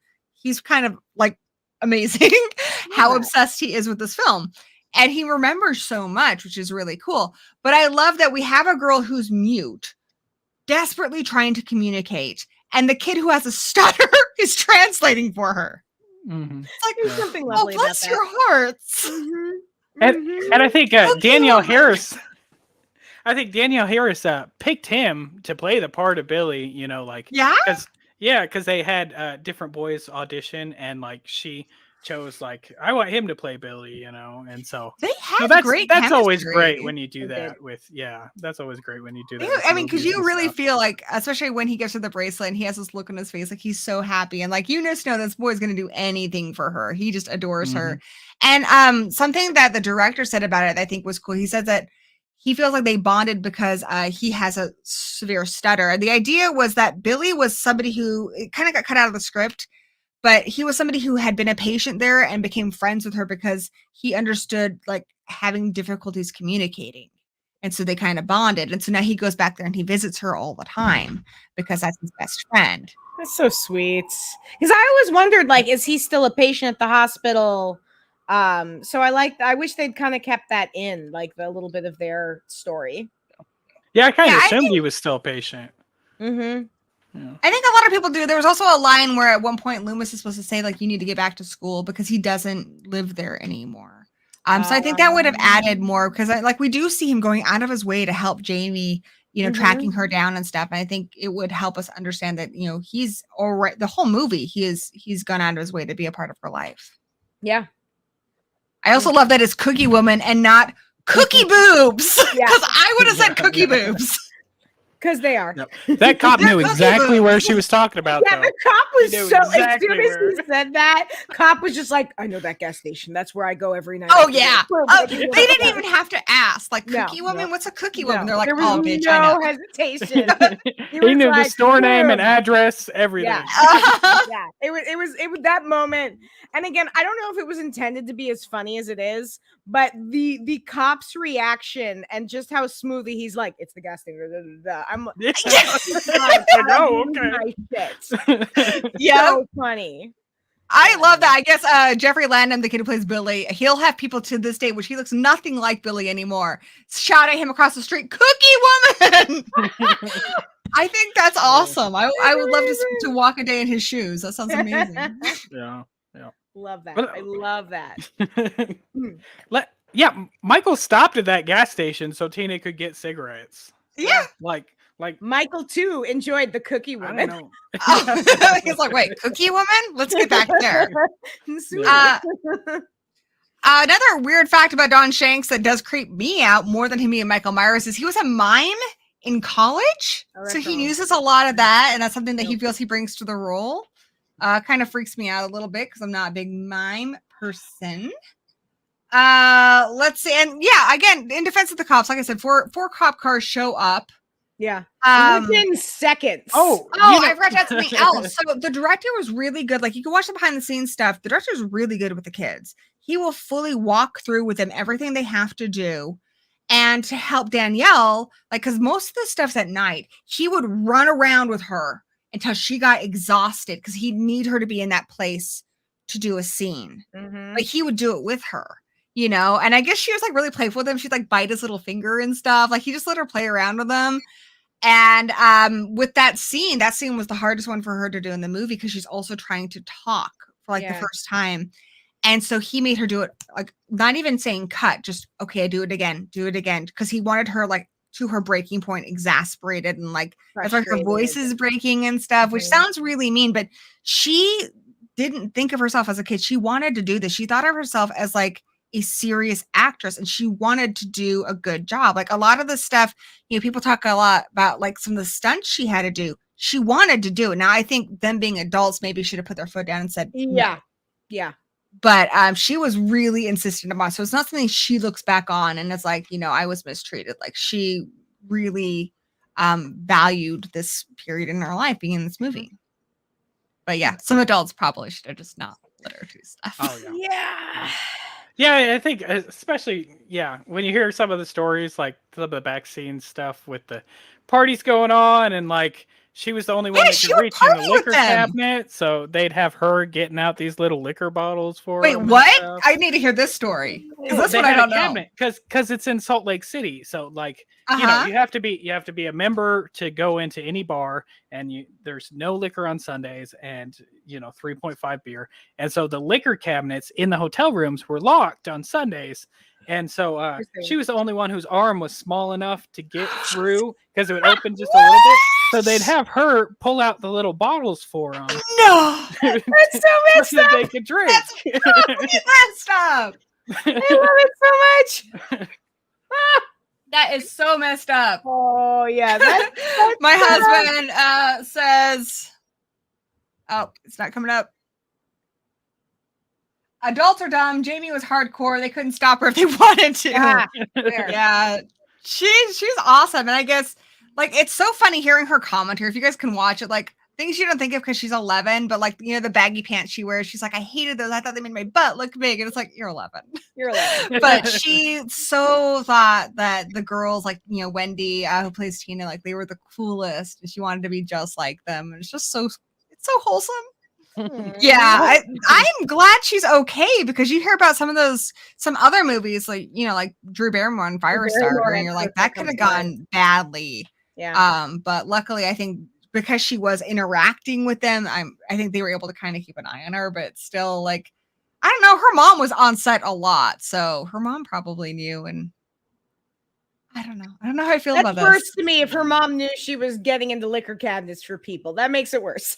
I don't know, dude. Like, I don't agree with it, but then I'm also like, you know, she looks back on all of this so fondly. Yeah. I'm glad. And I know she's talked in the past about. Yeah, I know she's talked in the past about like how she was the breadwinner in her house, and like she had to get jobs to pay rent and stuff, and that was part of the reason she really, really wanted to get that part in 6 because you know she was the head of the household basically, but. Which is not something that should ever be on a kid that age. A lot of pressure on her. Yeah. And she even got emancipated to try and do that part. And and all she wanted was $5,000. And they said that was too much. Like, we talked about that last week. That's such bullshit. Yeah. She wanted $5,000 to cover her legal fees. Yeah. That's it. And they're like, it's a small part. You're not going to get $5,000. That's nothing. There's a whole episode of a TV show dedicated to that. Because it was like they were following her, and it was like when all that stuff was going on, and so there's like the whole episode is about that. It's called like Hollywood Lives, I think, is the name of the show. Wow, check that out. But that's interesting. Going back to what you were saying about the mimes, because it made me think of it when you were talking about that before. Trigger gory. Tamara Glenn. She's in Terrifier 2. Tamara Glenn that plays. She is. Samantha. That's cool. Yeah. I did notice that Matthew, whatever, I can't remember his last name. He was in Child's Play 3, but I haven't seen Terrifier 2 yet, so that's cool. Yeah, I haven't seen it yet either, but I know that she's in it. That art's fucking scary, dude. Yeah. So back to Tina. So I mean, she's not a total like. She is kind of like upset and stuff when all the cops show up because I think she's like, and I would be too, like. 4 fucking cops? Oh, yeah. For it's embarrassing. Yeah. For what? As far as she knows, her boyfriend's just being a dick, and it seems like he's a dick a lot. So, Yeah. but she still has no objection to going to see Jamie. She's not upset with Jamie. She's upset with Loomis. Mm-hmm. You know, and Jamie says, says her first word. She says Tina. And she checks on her and she just is like, hey, I'm gonna be back here. I'm going to spend the night with you. I promise. I'm gonna go be with my friends and stuff. I think I think it's good to set boundaries and to have, a life balance. As far as she knows, there is not a situation. And she's a teenager. Mm-hmm. Yeah. Yeah. She shouldn't have to be the girl's, mother. She has a foster family and they're, she's a friend of the family. She's allowed to go to a fucking Halloween party. Yeah. It's okay. And at that point, she doesn't know the seriousness of the situation. Absolutely, at all. Yeah. And when she has to leave Jamie, she's crying going down the stairs. When she is, and she doesn't like seeing her so upset. And Danielle does such a great job in that scene, crying too. She just turns it on. She's really upset because she thinks that Loomis is working her up, and she doesn't want to feel guilty about getting to go out with her friends. But we also, this is one night in their lives. We don't know what she's doing every other night. We don't know if she has to work a job or, whatever, but I don't see any harm in her going to a Halloween party. No. Also, here's something here's my complaint with the cops. Yes, we talked about the music. Okay. I don't like the music, but I actually like the cops. My only complaint, it's not even just the cops. Why is it when people are stuck waiting in a car in this movie, they always have to immediately go to Papa Zit? Mike in his Camaro, he's trying to pop a zit. Then you have the Giggle twins, the cops that the director refers to as the penguins because he says the way they walk. One of them's popping a zit. What is up with that? Yeah, I'd never really thought about that before, but you're right. That's kind of redonkulous. I feel like you're really good at breaking down the themes and metaphors, and I feel like there's something here that I'm not getting. I just think it was because it was 1989 and everybody had those stadium lights in their bathrooms and it just washes you completely out. So once you get in the car and you have that mirror with that magnifies everything, like they could see them and they're like, oh, I need to take care of this situation. Plus they're trying to reinforce the idea that they're teenagers. I'm just really glad they didn't actually pop anything, but the cops are adults. Cops are adults. Oh yeah. They should know better. They should know better. Wash your damn face. Get some Clearasil. It's almost the 90s. Get some Noxzema. Damn it. Alrighty. They're very similar to the to Deputy Dewey, but a little bit more effective because they didn't try to push. So I'm just glad they didn't actually successfully pop anything because I would have been too grossed out and that would have gone past my limit. There's also Spitz gets a lot of shit for dressing up as Myers, which understandable. Like Tina is a good friend of somebody who's been actually affected by that. But I mean, what are your guys' thoughts on this? Do you think it's like fucked up or bad writing, or does it make you hate the character? It doesn't make me hate him. He's supposed to be a teenager. He's doing dumb teenager shit, but you don't fuck with the cops. Like that's dumb. That's dumb. Oh, fuck me. It's just Spitz. Is it Spitz? Dr. Maskin! Dr. Maskin! See, look, you can tell it's Spitz because he's got that bald spot in the back. Oh boy. So I think it's just like, I mean, today people make really inappropriate jokes about stuff. And my thought is it's Haddonfield. So just as is an ongoing trauma for the people of Haddonfield, it's also, I think, people go there because they're curious about serial killers and stuff. People do this in real life. Texarkana, where murders actually happened, they show the town that dreaded sundown in the place where somebody was murdered. People can be really insensitive when something becomes kind of like public. And this is Michael Myers. He's the most notorious serial killer in America, in their universe. That's what he is. So for them, it's like if you I live in the Pacific Northwest. I mean, Kim, you live in the Pacific Northwest, and everybody, you talk to anybody, and they know somebody who knew somebody who came across Bundy. Yep. It's just, I know at least 2 people who've told me that they had a friend of their mom's who might have met Bundy. Yep. I had a family friend who went to school with him. I think I said that last time. Like, and I hear stories. And like the name Teddy gets dropped in the conversation, and you do that double take of like, oh, Teddy. So yeah, my My thought is just that this is a really small town. Not a lot Yeah. happens there. Michael Myers happened there. So it's especially for the teenagers, I think it's something that the way they deal with it is by kind of having fun with it. And they're pulling a prank. Though I do think this is really fucking stupid Oh, it's a because the very two people stupid who've worn Myers masks before, poor Ben Tramer, bless his heart, Rip got them. killed. And then Ted Justice for Ben Hollister in Tramer. part 4 got killed. So Yeah. Spitz does get killed, but it's not for wearing a Myers mask. He's lucky he didn't get shot. I also think we do have to remember when watching this movie that it's 1989 and that there is a very different relationship, not just with the police in 1989, how the public views the police, how the public, Yes. how anyone would view, like, it's a real different time now. And it's not that this is excusable, but this kind of, like, I don't know, my grandfather released bats in the movie theater when he was a kid. There was certain things, today he'd be arrested. In that time, it was boys will be boys and that's delightful and funny and whatever.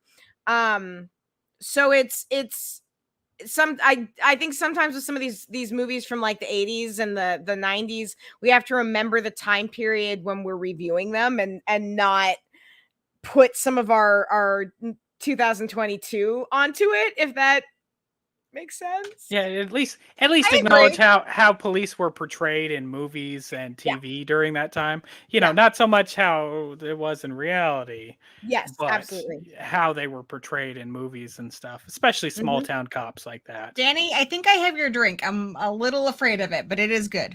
I'm Tramer's gonna run off outfit for a was on second. fire. I've got to grab a drink. So I'm empty. then we get to the barn. I love the whole scene. I think it's lit beautifully. I love the cats. It has my favorite line in the movie when Tina's like, I don't even like cats. Yeah. She left the party to look at these fucking cats. And Uh-huh. I think it's just such a Tina thing. Like, she's so in the moment that she's like, what the fuck am I doing? I don't even like cats.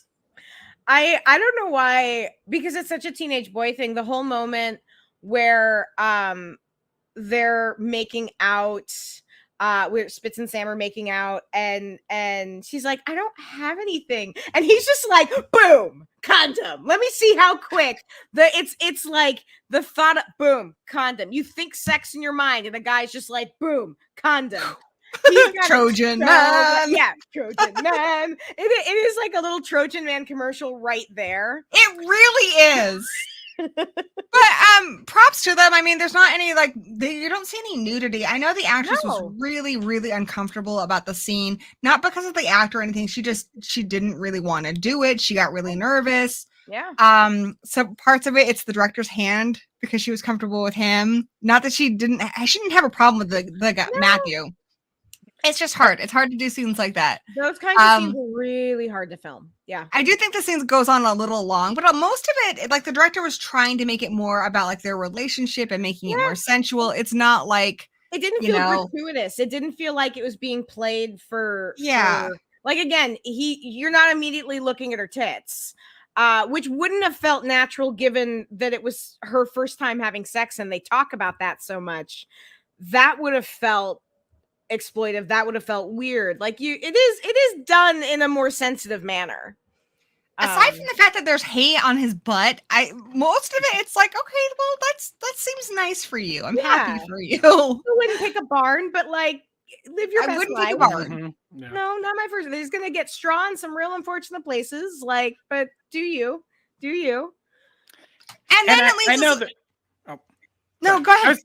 I know that they said the director had them come to his hotel room the night before they did that scene to kind of rehearse it and play it out. Oh boy! And I know, and the actor said like it felt a little weird when he asked that, but then once they got there, like, he was so technical about it and like tried so hard to make everybody feel comfortable and like just like this is what we're doing. This is why we're getting this shot with the spotlight and all of that. It's scary. You have a lot of people looking at you, and then you also have to hear, in your head, you're like, oh God, my mom's gonna see this. It's scary. And you also are having to think about, like, at this moment, my hand needs to be exactly here, or I need to be turning my body just like this, because you are having to think about angles and marks and like they're really awkward. Love scenes are really awkward to film, and there's really nothing sexy about them when you're doing them. And this is pre-intimacy coordinators. This is pre a time where Yeah. so I'm actually impressed that the director did all of that, because there was a lot of shady shit happening in the 70s and the 80s in regards to how certain love scenes were getting filmed, things that we're learning about now, talking about now. Yeah. So I'm kind of, good on him for trying to take care of his actors. Yeah, Danielle Harris says he's very much an actor's director. It seems like he just says, I will do whatever I need to do to get the performance I need to get out of my actors. So I do think it's cool. And it does suck for them, because when you hire somebody, you're like, you have a sex scene, and then they freak out about it. But then, people also get excited about getting a break and stuff. Oh, sure. So, but it's just frustrating for everybody, but I think it turned out okay. Yeah. They also have, we also get some really great kills. I love the scythe kill. There's a great kill where he gets that pitchforky thing in his back. Michael's got a lot of weapons in this one. A lot of farm implements. Which is funny, because Don Shanks grew up on a farm, so he knew how to use all this shit. It was his idea to use the scythe, because he wanted to do a father death thing, and the director was like, that's amazing. So that's really cool. They had to be really, really careful. So Don Shanks, he's great. He is really talented. He's can throw knives and stuff. He's done it where he's thrown them around his wife. They just have to really hit their mark, because he can't see. Yeah. So, and nothing is fake in here. There's no rubber knives. All the knives are sharp. The pitchfork is sharp. The scythe is sharp. The scythe originally went through Sammy's neck. So you need to hit your mark or you could die. Which is kind of scary. Yeah. But luckily, nobody got seriously. Nobody got hurt from a weapon. Seriously injured. Yeah. Yeah. There were injuries. People got hurt. Actually, Don Shanks got hurt probably more than anybody. It's true. Which makes sense. You're stumbling around with weapons and you can't see. No sight line. Oh god, it's scary. Terrify me. Yeah. So, and then this is also where, we're already almost to the climax of the movie. And this is where Tina comes in, and then she's like, oh my God, there's dead bodies. Yeah. She sees a bloody cat and she's like, what the actual fuck? So now she knows she's in danger. So a lot of people are just like, she's completely not with it, or she's selfish because she wants to go to a party when there's a killer out there. Up until now, she had no idea. Yeah. Yeah. And she's a teenager. I'm sorry. Yeah, she's not like the characters in Friday the 13th movies where they just don't give a shit. She does not know. I don't give a fuck. It's Friday the 13th. Oh no, our friends died. Let's go party. And that's something the director talked about a lot, was the difference between a Friday the 13th and a Halloween kill. That's why some of the kills were cut down. One, because they got an X rating. But two, he said with Halloween kills, it needs to be a lot of buildup, a lot of suspense, and then the kill's quick, and then we move on. So a lot of these he cut down himself just because he's like, that's too much, So we're just going to do the scythe, and then we're going to cut. We don't need to see the gory reveal. Something that didn't happen in the next one, where there's lots of gore. I like to think of it all like paints and sometimes or pizzas. Sometimes I like a little bit of pepperoni and pineapple. I like all that gore. Sure. Sometimes I'm fine with a lot of suspense. I'm so easy to please, guys. I'm so easy to please. Just give me the bread. Just that's all. But I love the kills in this because I think they look real. Yeah. Especially that rake to the head one. Whoops. Ooh. Gerald Winters says, I think part 5 is a great film. That's right. Yes. Fuck yeah, Gerald. Fuck yeah. You're in good company. You're in good company. We've been singing this movie's praises. Yeah. All right. So the car chase is intense. And I think it's so cool that it's lit by these headlights. It was extremely dangerous because you have a man who cannot see while driving a car. At one point, Wendy, who plays Tina, tripped on the cape and he actually did hit her. You can see it in the special features. He actually hit her. She wasn't seriously injured, but she could have died. Probably not. Yeah. They also had a mirror in with him at one point, which is why he appears to be in the passenger side at one point. That broke. That hurt him. And then this thing, just talking about injuries, at the end of it, the car explodes, and the director was so mesmerized by this really cool car explosion because there's a bomb in the car. That's when it makes it go off. he doesn't yell cut. So fucking poor Don Shanks is like, Jesus fucking Christ. He's not wearing flame retardant clothing. So he gets burned because the director doesn't yell cut. Yeah. So yeah, Don Shanks. So somebody else had to yell cut, and then he jumped. Yes, yes. Yeah. And again, I give him props for remaining that, like, at some point, you as the actor, it's like, you know what? I'm going to get out because I need to not die. Yeah.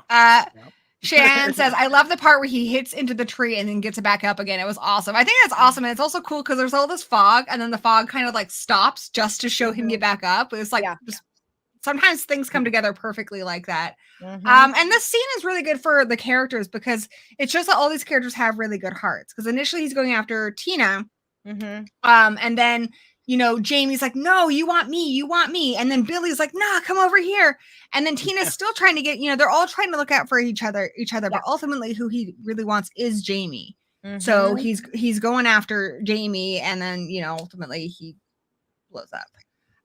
And also, then when they get out, that's when Tina finally bites it, because he's not going to stop. He's going after Jamie, and she just kind of throws herself at him. So I don't think she's a selfish character at all. She completely throws herself, you know, knowing that she's going to die, in hopes that maybe Jamie can get a few more seconds and get away. She full on sacrifices herself. She does. Yeah, absolutely. Oh yeah. Yeah. Her last words are run. Yeah, exactly. Also, speaking of people who got hurt, the smoke from that explosion was so bad. I guess I had like a weird fruity smell to it and stuff. It was so bad that the kids got sick, which, by the way, Danielle Harris, this whole scene where she's running around, has food poisoning. So in between takes, she's throwing up already. Then the smoke made them sick, so then they have to get oxygen. So again, like I bring up this stuff because people watch movies like this and they're like, oh, they didn't care. A lot of people cared. A lot of people worked through some horrible situations because they wanted to make a good movie. Very rarely, I mean, I think sometimes I've seen a few movies that were obviously thrown up, you know, over a weekend and didn't have a lot of effort in them, but very rarely does anyone set out to make a bad movie. Like the people in this worked really, really hard. Well, I feel like it reads. I think, again, you feel the love, you feel the care and the dedication. So even if you're somebody who doesn't like this movie, I don't think you can deny that everybody involved is giving it their all. Absolutely. 110% from everybody, from, you know, the kid playing Billy to obviously Danielle Harris. I mean, she's doing some Meryl Streep shit here. Yeah. You know, Loomis is not like somebody, the woman who plays the foster mother, she says he treats it like Shakespeare. Oh, yeah. Yeah. And he initially wasn't going to do Halloween because he was like, I'm not sure about that, but he takes this very seriously. He's invested in with the franchise until he died. He did. Yeah. Yeah. The final movie that he was in, they weren't even finished cutting it. Like they had to go back and do reshoots after he had passed away. Like he stuck with this film, these films. And I love him in this movie. I love him too. He's so good. Jarrell says perhaps a Mount Rushmore of Halloween would be John Carpenter, Deborah Hill, Jamie Lee Curtis, and Donald Pleasance. I would add Danielle Harris into that too. Yeah, so I know that's not quite a Mount Rushmore, but squeeze her in there. Squeeze her in there. It's fine. And they also do a great job here because you have to remember there's children now who are alone. There's no adult figure, and they have some great low angles there, which just show like how he like kind of looms over them. He's scary. He's a really scary figure. And then we get a great scene that the Michael, go home. Go home, Michael. Go home. I'll meet you there. I'll bring the pizzas. I was hoping you would do that. I was hoping you would. Oh, that. I think we lost Corey for a minute. I was like, that's not me, is it? No. No. Corey. Hello. I'm sure she'll be back in a second. Marco. Oh wait, that's not how this works. You start tapping the screen. Do that. She moved. Okay, am I back? Yeah, you're back. Hey. All right, guys, we have really bad fires where I live, so the internet has been spotty. Outside, it looks like an undeveloped photograph. It's just gray. It looks like the movie The Mist, which it's not anything I'm worried about. It's just the way it is here. We call it fire season. It's just fire season. After summer is fire season, and then it's fall.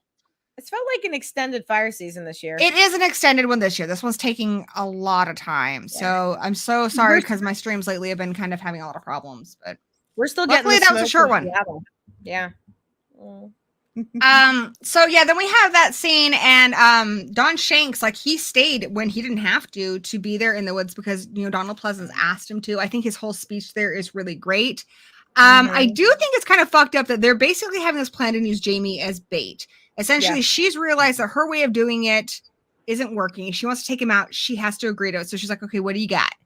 And he's like, yeah, we're going to use the kid as bait. I would have liked a scene where the cops are like, are we going to fucking do this? Because we could get in big fucking trouble. Because that's, I don't think that's police procedure. Generally frowned upon. I wish there was a scene between, you know, the cop who was the dad of the girl from part 4 and, you know, some of the other people where they're like, we can't do this. She's a little kid. And they'll be like, it's going to be fine. She's going to be protected. But, like, you know, they make it clear that they are aware that this is something that's highly frowned upon, if not illegal. Yep. No. But I also, like, you have to wonder the desperation they had to have been at, which each time you think you've defeated someone, because it is centered in Haddonfield too. It's not like, I mean, with Jason Voorhees, he's at Camp Crystal Lake, and sometimes he's in Canada or Manhattan, whatever. Sometimes he's in space. It changes. Sometimes, yeah. Sometimes. That you have so many players connected to this in a way you don't always see in some of the other franchises, that I think it's really telling that the police feel like this is, they have no other choice. And to be honest, I've seen a lot of movies where the police are like, we take care of our town, and it is a small town, and it's not nearly as extreme as that. So I think that's just kind of, I just would have liked them to at least kind of address it, because they treat this like it's really fucking normal. You're just like, oh yeah, sure, child bait. But I mean, normal in Haddonfield's different than normal wherever we live. Yeah. You know, Haddonfield's a very different place. Yeah. So I think he makes some really good points there, Kim. And the other question the director was asked was, why doesn't Michael go after Loomis here? And the director said it's because Loomis can heal him. And there's a part of Michael that is afraid of that. You know, Michael is kind of, you know, been doing his thing the way it is. And I guess there is a bit of humanity in him that is still remaining there, that's getting drawn out by Jamie. Yeah. All right, so let's talk about this final showdown, guys. Like, this is fucking awesome. This is like the best part of the fucking movie. They're in the Michael Myers Gothic mansion house. It's fucking cool. There's cool lighting. There's cool music. Jamie, like, is fucking awesome. Obviously, Michael shows up, and she's all by her freaking self. Yeah. And she does, which I love that. She goes on a little laundry chute. When my brothers and I were kids, we would go, I could never fit in there now, but we'd go in our laundry chute to play hide and seek. So, like, I totally got this. And Danielle Harris, she actually could fit in there. So she didn't want her stunt double to do it. She just kind of had to hold herself up, and she didn't have a harness or nothing. She had a harness for the costume pageant scene. She didn't have a harness for this. Wow. She had to hold herself up while he's putting a real knife through sheet metal. That part always, like, there's, I don't know why it makes me visibly, because I'm just, and I've seen the movie so many times, and every time I think she's really going to get just and she was supposed to, I think, Kevin, I think you kind of mentioned this earlier, she was supposed to actually get stabbed in the leg, and the producer basically said it was too gruesome. It wasn't even that bloody. It was the fact that a child got stabbed in the leg. So they removed it, but that's why she's limping the rest of the movie and why her leg's so bloody. Yeah. All right. Yeah, didn't they have like a long like a lot of that duct to use for the shooting and stuff? They had a couple. They had one that's on a soundstage for some parts, like where she's falling. It's actually not even her; it's just the camera. But they did have an actual one that they built, and she is actually in that. And she would stay in it in between takes just because she wanted to. Kind of chill out on there, put her feet up. Like, how you doing? Yeah, she was really proud of that. She was really proud of herself that she could do it, because this was like, you know, adult stuff. And again, it's one of those ones where I don't know. I mean, I'm happy for her that she had this awesome opportunity. You know, she considers it one of her best like acting gigs. But the mom in me is just like, what the fuck, guys? She's 11. She's 11. It could have gone bad. Yep. It could have been scary. I'm glad it wasn't. Yep. Well, I think she was 12. No, she turned 11 on set. Oh, I thought she turned 12 on set of this one and 11 She turned on 11. Set because I know she had both her 11th and 12th birthdays on set of Halloween movies because she talked about that before. So yeah. Yeah, Loomis thinks that Jamie can stop the rage inside of Michael. Do you think there was ever a chance of that happening? No. Kim, your face. No. Absolutely not. Entertainment Wizard said she turned 12 on set, but I just watched the commentary today, and they said she celebrated her 11th birthday. I don't know. I watched a documentary on the making of it, and she said she turned 11 on the set of 4 and turned 12 on the set of this one because they filmed them both, you know, like they filmed the one and then it was released and then they filmed the second one and then it was released later that year. And I don't know. She said she had both her 11th and 12th birthdays on set of Halloween movies. So I thought she turned 12 on this one. Fight. I don't know. I know from doing the Leprechaun things that you watch documentaries and stuff and people will say different things. So I'm sure what she has to say is the truth. I think I heard that from the director's commentary. Granted, he was on it with her. So I don't know. The point is, she was however roughly many decades after the fact, you might remember those kinds of details incorrectly. Yeah, that's true too. Yeah. So yeah, we have this scene where she goes up to where Michael's living now, which is the attic. And it's got all these, he took time to light candles, make a special. Well, it's very nice of him. Make some atmosphere. Because his niece's going to go up there. He sleeps in a fucking coffin. And of all the things she had to do, that was the only thing she really didn't want to do was go in the coffin. That freaked the fuck out of her. She had a really hard time with it. She did do it. But some of it, like her stunt double does the ADR for, which is Mustafa Akkad's daughter. She's the one who says uncle, which is just ADR. Because she wasn't in there very long, so they didn't put her back in there for when they needed more stuff. There's a lot of ADR in this movie. Yeah, there is, especially with one of the cops. As far as the Jamie stopping the rage inside of Michael, I think even Michael thinks it's possible because he almost hands the knife over to Loomis. He almost does, and then he ends up slashing him and then chucking him, which makes me think, like, okay, so what has Loomis gone through? Like, Loomis has gone through a lot. Like, Loomis at this point is almost kind of supernatural. He's an becoming old man. more like Michael every day. Ooh. I think so. So he does the thing like you said. He puts the chain net on him.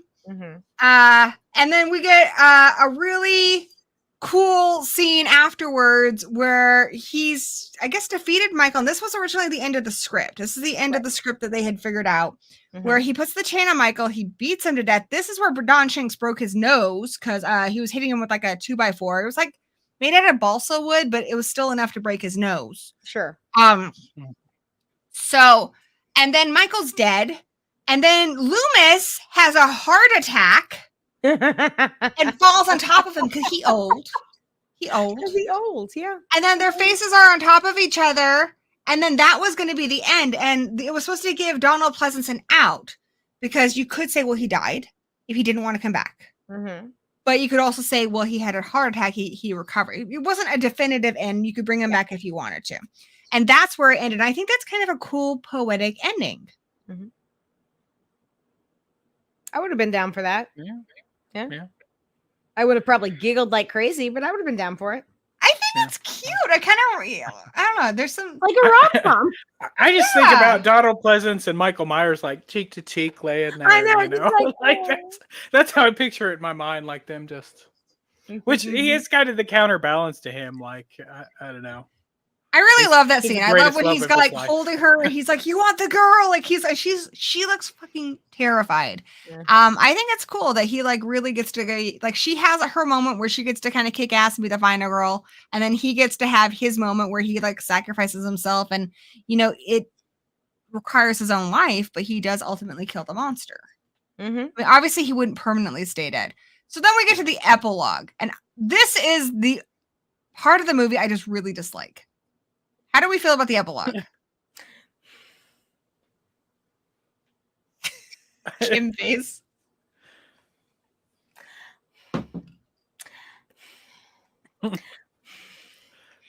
What? I still don't understand it. Gerald says, it's interesting. What do you think, Gore? Did he really not want to harm Jamie? I think he's torn. I think there's part of him that wants to kill everyone in his family because then he'll have nothing that ties him to humanity left. And then there's part of him that has a connection with her because they actually have a psychic link. He's able to experience things in a different way, and she's actually being able to kind of bring some humanity into him. So I think ultimately he'd like to just kill her because I'm sure that really is upsetting to him to have all these feelings and stuff because, you know, feelings. Mm-hmm. But he can't deny that he is having emotions. Yes, I think you're correct. I do fully support Loomis roundhouse kicking him and saying trick or treat, motherfucker. I said in the comments, I fully support that. That's the way it should have gone. That's awesome. Yes, that's awesome. Yeah. That You were on the should have resurrection one. We were all about that. Yes, because it's amazing. It is amazing. Guys, there is not a bad movie in this franchise. And I've said this before, every single one of these movies is somebody's favorite in the franchise. I recommend all of them to you, including this one, which I think, you know, it gets a lot of hate. But, you know, the epilogue, I will say, I don't love Michael playing with his chains. I don't understand why he's wearing his mask. But No. Or I don't like the Man in Black showing up.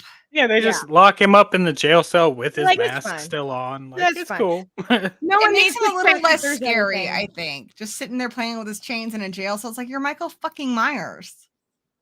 But it is what it is. Cheese whiz. And it ends with Jamie crying no, which kind of reminds me of Loomis crying out no at the end of 4. Mhm. And yeah, guys, that was Halloween 5. And that was It is Halloween the 5. lowest grossing movie in the entire franchise. Really Yes. interesting. The lowest box office of any movie in the franchise. Huh? That surprises me. Yeah, How do we feel about it? Because I mean, this movie also, you know, it does set up 6, which I also think 6 is. You guys saw last week. If you watched, I like 6 too. I like the Thorn trilogy. A lot of people, you know, are not big fans of this. I really like Jamie. I feel like it's its own kind of thing. You know, her thing, Michael Myers, is different than her mom's thing. You know, Laurie Strode's thing. Yeah. I like that we now have a franchise that's kind of choose your own adventure because you can 1 and then Halloween 2018, Halloween Evil Dies Tonight, etc. You can 1, 2, and H2O. You can 3.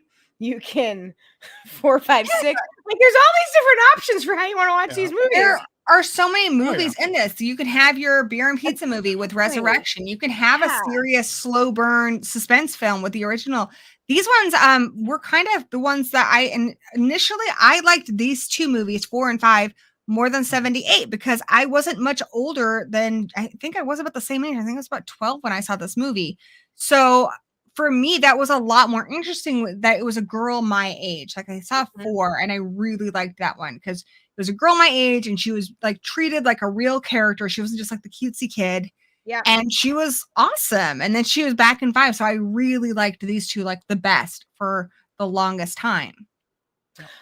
Well, AMC Fear Fest used to run part 4 and 5. Like there was a year, I think these were the only movies they actually were able legally to run because it was just like part 4 and 5 on repeat. So I remember being younger and watching them over and over, which is probably where some of my love specifically for 4 and 5 comes from. I'm not as big a fan of 6 personally. That's maybe of all of them my least favorite.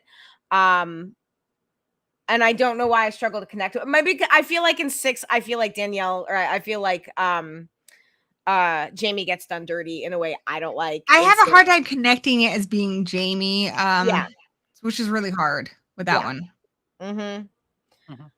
Yeah, that's sort of my thing with this is that like I saw 4 and 5 way before I saw the original movie. And it's Yeah. like, I just remember seeing these movies and they're so interconnected to me. And it's just from like seeing them on cable when I was a kid Yeah, all these the two time. pair really well together. They're a Yeah. great like double feature. Mm-hmm. But yeah, I think this movie is underrated. I think the director, I mean, like when he talks about having tears streaming down his face because he's so moved by the movie he's making, he's so passionate about it. You can't say that this is a soulless movie, or maybe some things didn't quite come the way audiences wanted them to. But it's like I said with the other ones, we need to stop expecting everything to be the original. Like just allow something to be what it is. And this movie is very unique and ambitious. Mm-hmm. Absolutely. Yeah. Absolutely. Yeah, and it's more fun Yeah. than the last Yeah, one. so it's not Wha- it doesn't take itself as serious. where do you guys rank this one, and why do you love it so much? I rank this one pretty high. Yeah. Same. Yeah. I to be fair though, and you just touched on this, Gory, like stylistically, these movies, like they kind of have pairs. Like again, 1 and 2 sort of pair to me. 4 and 5 pair really well to me. 6 is what you have on when you need to make fun of a movie with all your friends. Same with Resurrection.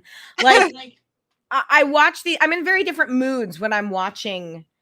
I don't go into part 4 or 5 expecting to have the same experience as when I'm watching H2O. And Absolutely, yeah. Yeah, it's kind of like, what am I looking for this evening? Because there's times I really like part 2, man. I love part 2, and I returned to part 2 as a weird comfort movie. So when I'm feeling like I need to feel warm and cozy, I'll watch part 2. I throw on 1 a lot if I'm editing, just because of the music, the atmosphere. I've seen it 1,000 times. I will just put it on. Like it's one of like Halloween kids are trick or treating. I'm not watching it; it's on. But yeah, it's like if I have friends over and we're putting on something stupid, we're gonna watch Resurrection. And we did the Rob Zombie ones. I'm a big fan of Rob Zombie's Halloween too. But that's not one I just put on while I'm editing. It needs to be. It demands my attention when I watch it. I need to be in a particular mood. Sometimes I don't want to be super bummed out. Sometimes I want to sing the Silver Shamrock song. Yep. Just depends on my damn mood. Sometimes I want some crazy Loomis. And I never want to sing this. this. I never want to sing the Silver Shamrock song. Never. Like that song to me is like I love that movie, but like that song, like just the London Bridges song over and over throughout the whole movie. I feel like it just plays constantly and it gets stuck in your head and you have this earworm. That is my only thing. That's my only issue with 3 is that fucking song. It drives me crazy. It's like the Small World song. Yes. I feel like with this movie, we've addressed a lot of the things that people don't like it. Do you think we missed anything? I think we hit a lot of the stuff. You're pretty thorough. Yeah. What would you say to somebody who's still like, I saw it maybe a while back, I don't like it? What would you say to somebody that you want, as far as why they should give it another chance? I mean, I guess I would want to know, like, how long ago did you last watch it? If you watched it last night and you're still not digging it, fair enough. Yeah, fair enough. Like, don't yuck my yum, but fair enough. We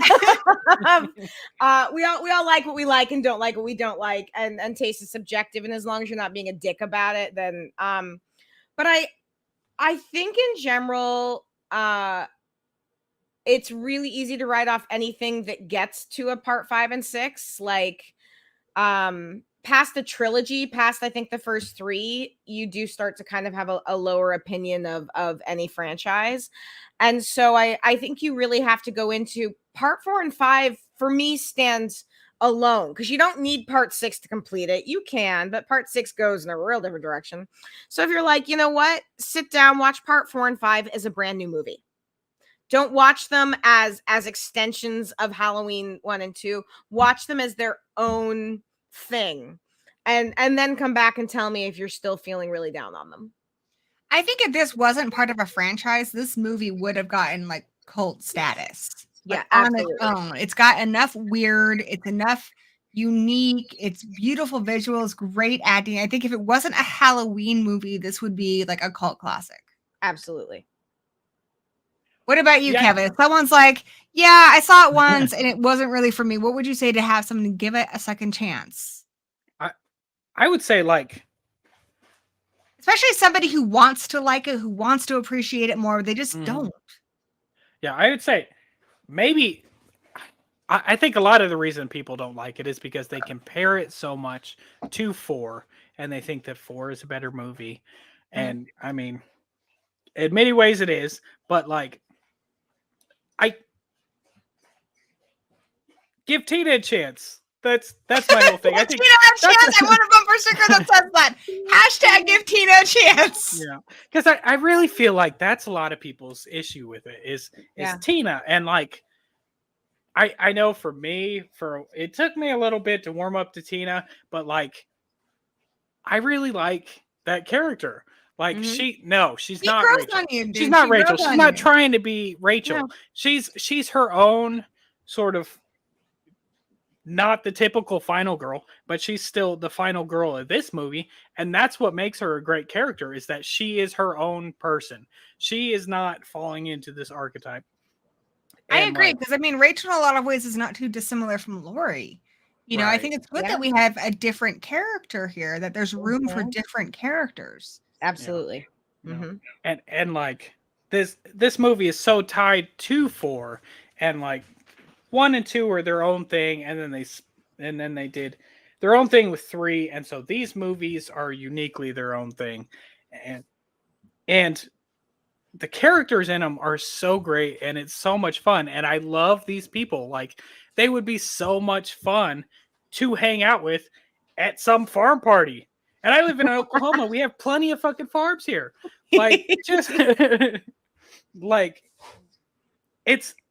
you can't go in with the same mindset that you go in with 1 and 2, because those are so much homages to earlier horror films, to Giallo and to earlier slashers, that it's more artistic, and this is more just a fun movie to watch. And so you can't just watch them all back to back to back to back. It's so weird. It's almost like Giallo, like, where not all of it does make sense, but it's beautiful, and everyone is so passionate in it, and it's got this dreamlike quality, which I really like about it. I mean, I love movies like Phenomena and stuff, and this is kind of in that wheelhouse, if you ask me. I guess for me, if I was going to answer that question, because I've gone from having this be like my top 2 to, you know, having it towards the bottom, to where now, it's somewhere in the middle, guys. I don't know. The change, like, Louis Kim put it, is best. They're all different kinds of cheesecake. Sometimes I'm just feeling one flavor more than the other, but I wouldn't throw any of them away. I love them all. It just depends on my mood. But what I would say, because I think it's undeniable, you know, we love Danielle Harris. Absolutely. Watch the commentary with us. Watch what she has to say about it. Listen to how much it meant to her. Listen to how much it meant to the director. I think when you see how much it meant to the people who made this movie, you know, you listen just their commentary, I think that'll help you to appreciate it a lot more. And then, you know, like I always say, let's not watch movies like we're on a throne and the movie is our jester there to entertain us. It's art. And you know, let's give it a chance, you know. Treat it like you would any other artwork. Treat it as something that you want to understand. Yeah, absolutely. Not something that is meant to, you know, hit certain marks and stuff. So it doesn't need to be 78. It just needs to be part 5. And part 5 is good, guys. Yeah. And it takes a small city of people to make these movies, and like, it seems like everyone involved in this movie cared about what was going into Absolutely. it. And I think, Kim, I think you would understand this the way, because I was a teacher for a while. So I always think of movies, instead of thinking it as these people are here to serve me and entertain me, which I think a lot of people treat movies like that. It's okay if it's not for you. It doesn't mean that it's not valuable art. I think of it like, what would I do if my student brought this to me? I would be really wanting to see the best in it. Like, wow, that's really cool. And the colors you're using and stuff, and the lighting is so cool. I would, you know, you're so much more eager to see how hard somebody tried and what's good about what they produced. Yes. Instead of just nitpicking it. One, I will say, because I talk to a lot of my film students and my acting students about this. The thing that drives me crazy when somebody just says, well, I liked it or I didn't like it. Okay, cool. But why? What didn't you like? Did you not like the storytelling? Did you not like the cinematography? Did you not like the characters or the actors? Or be specific why you liked or didn't like something, because saying it's I don't like it, that's easy. Okay. Examine what it was so you can start to think critically about it. And then you are going to make new discoveries when you're actually thinking beyond like, oh, stupid. Absolutely. And there's so much more to a movie than whether or not it entertained you. Some movies aren't even intended to entertain you. Henry Portrait of a Serial Killer is a masterpiece. No. It's not meant to entertain you. It's meant to make you uncomfortable. No. Your entertainment, the amount a movie entertained you is just one small facet of it.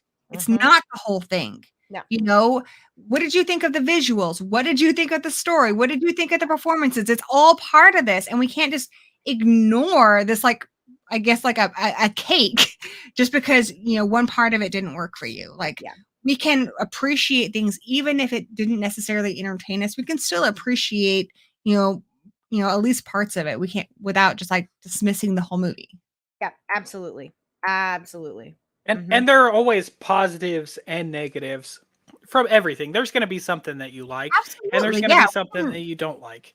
And we can recognize that it has flaws and still like it too. Yeah. Yeah. But yeah, I think this movie's awesome. I highly recommend it. I think y'all are awesome. I do want to see Danielle Harris come back because I know it's cool that she was back for Rob Zombie. Yeah. But I know she really wants to, conclude the Jamie Lloyd story. I would really love to see that. I don't think it's going to happen, but I still think it would be cool if she shows up and Halloween ends, maybe at her sister's funeral. Yeah. At her sister's funeral. Oh, yeah. Her and John. They could show up together. John T. Yes. Yeah. That's awesome. All right, guys. Thank you so much. Thank you, everyone in the chat. Gerald says, I love the scene where Tina thinks that her boyfriend's driving, which was Michael. The entire scene is so great and comedic. I love it. I love that his name's also Michael. It's just the whole thing's hilarious. I love it. There's a lot of funny things in this movie, guys. There's a lot of great kills. This is a good movie. We recommend it. Yes? Yeah. Yes. Give Tina a chance, guys. Give Tina a chance. As Kevin put it perfectly. Give Tina a chance. Yeah. All right, guys. Maybe keep that song and then just give her a chance. She might not have the best singing voice. You probably don't either. Some people do. Some people don't. Yeah. Bump it up a dum, man. Bump it up a dum. I love it. Bump it on, bump it on, bump it on. Guys, let us know your links for your podcast, your channel are in the description below. Guys, I highly recommend both of these amazing creators, film lovers, ghost hunter. We have a ghost hunter, Kim. I highly recommend both their things. You guys, you've heard them talk on here. You guys know they're really entertaining, awesome, intelligent people. So check them out. Check out what else they have to offer. Do you guys want to tell them what you're working on next, what they can look forward to? I'm going to be at Pacific Northwest True Crime Fest this weekend. Gabby, my podcast partner, and I are recording a live episode there. So you can come look for us. We'll have a booth on the floor or a table or whatever, and you can come watch us. It's spooky season. When is that? We're recording it Saturday. And there's information on, I've shared stuff on my Facebook, but there's information about it on Pacific Northwest True Crime, their website. There's a discount code you can use for Ghoulish specifically. So I can send that. But it should be a good time if you're into true crime. And yeah, otherwise podcasts and spooky season galore, 100 Days of Horror. We're like in the last home stretch for that. So yeah, that's my stuff. And I am just doing my YouTube thing. I got some videos coming up talking about werewolf movies, talking about Halloween. Like Halloween's coming up, and I'm just really, really trying to focus my stuff on on Halloween. It's my favorite day, man. I Yeah, met my it's wife on the best month of Halloween. the I don't year. know if I told you guys that. I met the devil at the crossroads at midnight, and 12 years later, here we are. That's awesome. That's awesome. I have a lot more of these Halloween streams coming up. My next stream, I usually have one on Sunday. I'm not doing it because this weekend I'm going to go bless her heart. My friend Tanya Atomic asked me to be in her movie where I'm going to play a zombie nun. Nice. So wish me luck with that because I'm not an actress, but I'm going to give it my best shot. We'll check in on that later. So no stream Sunday, but next week, October 12th on Wednesday, same gory time, same gory channel, 7 p.m. here. We're going to be talking about Halloween 4 with my husband, Danny Nightmare, the Night Watch Zone, and Jack Stannis. I'm super looking forward to it. Just the closer we get to 78, it's been fun going on this journey, actually taking the time to look at each of these movies individually. I think it makes you appreciate them so much more than when you're just marathoning them. At least it has for me. So I'm excited. I'm having fun revisiting these streams or these movies, and I hope you guys will join me for the next stream. Nice. Awesome. Thank you guys so much for watching. Thank you, Gerald, John, my husband, my mummy, everyone who showed up. Thank you so much, Kim and Kevin. You guys brought so many awesome insights and just awesome discussion. I had a lot of fun talking about this movie with you guys. Thank you. I had a lot of fun. Yeah. Awesome. Well, say bye to everyone in the chat. Bye, everybody in the chat. Alrighty. And until we meet again, blessed be.